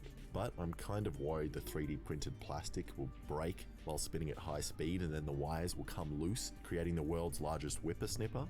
So I stacked up some more stuff to protect my family who are on the other side of this wall in case the whole thing flies apart. Then gave it a full speed test.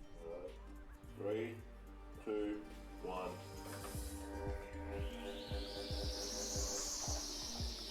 That work? Double rope? It worked. Now. And I am amazed. I've never made something that works first go before. And the high-speed camera confirms that the palm spinner is doing a great job of rotating and not tangling the ropes. But just like Paul Walker, I need to go faster. And I've realized how. Oh no. Aluminium. Beautiful. 3, 2, 1.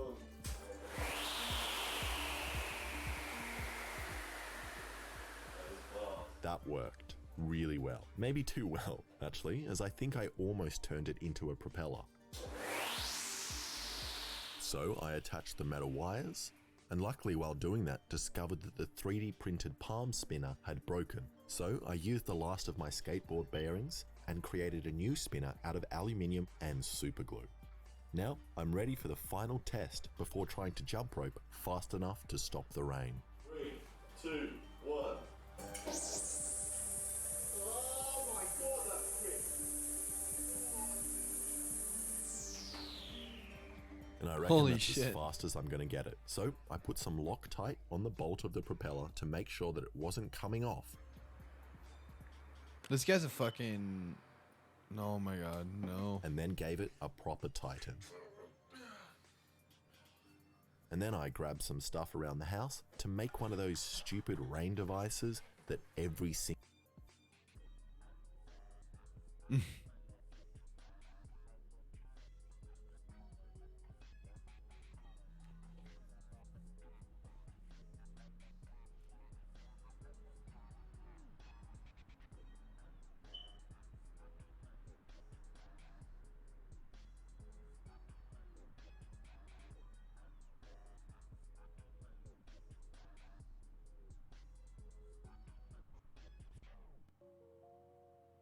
So now, hopefully, when I open this tap, the water runs through the hose,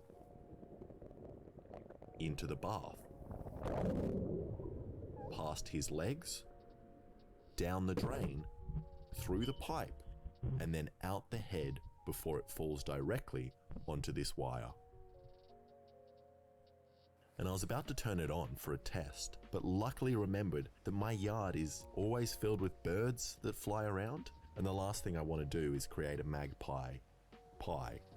So I decided I would just wait for night. Nice. And before testing the machine, I thought I should have a go at skipping so we can get a comparison and see how bad I am. Oh, it's gonna be so cold. Go. Oh. It's not doing anything. And at first I thought I got all cold and wet for nothing, but after looking at the high speed, you can actually see that the skipping rope was doing something and hit the rain, leaving a trail of mist, which gives me hope that the full speed test will create an air bubble force field around me. And my original intention was to attempt to skip in the middle of this machine, but after seeing what happens when it goes wrong and seeing what happens when it goes right, I'm not gonna risk it. But Chinese jump rope kid, if you're watching, the offer's still open if you want to come smash your own world record.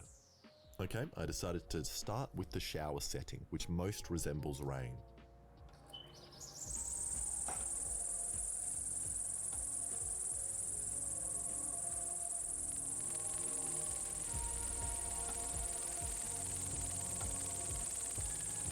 And at first glance, that didn't seem very successful either. But in the slow-mo, you can see that it definitely impacts more raindrops than before and creates a line of mist where the rope spins. And it does it especially well against the larger raindrops. So I changed the setting on the hose and gave it another go.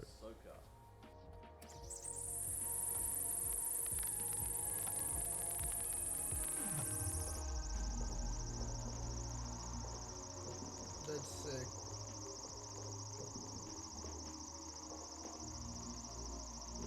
And this is awesome to watch. I kind of feel like I'm watching a battle take place. Raindrops versus an insane man. And it doesn't hit often, but when it does, it's extremely satisfying. I was entertained for at least 3 minutes while editing, having fun betting on which raindrop is going to explode. It also worked slightly better when I used the mist setting, but not because it hit the drops, but because it creates a kind of circular airflow which slightly changes the path of the rain. But besides that is a complete failure. It stops maybe 1 out of 100 raindrops. But while watching the slow-mo, I realized something it is not a complete failure at. The giant lights placed directly behind the giant spinning wires means I've created the world's largest, most elaborate bug killer. Poor guy. Okay, let's chuck some stuff into it.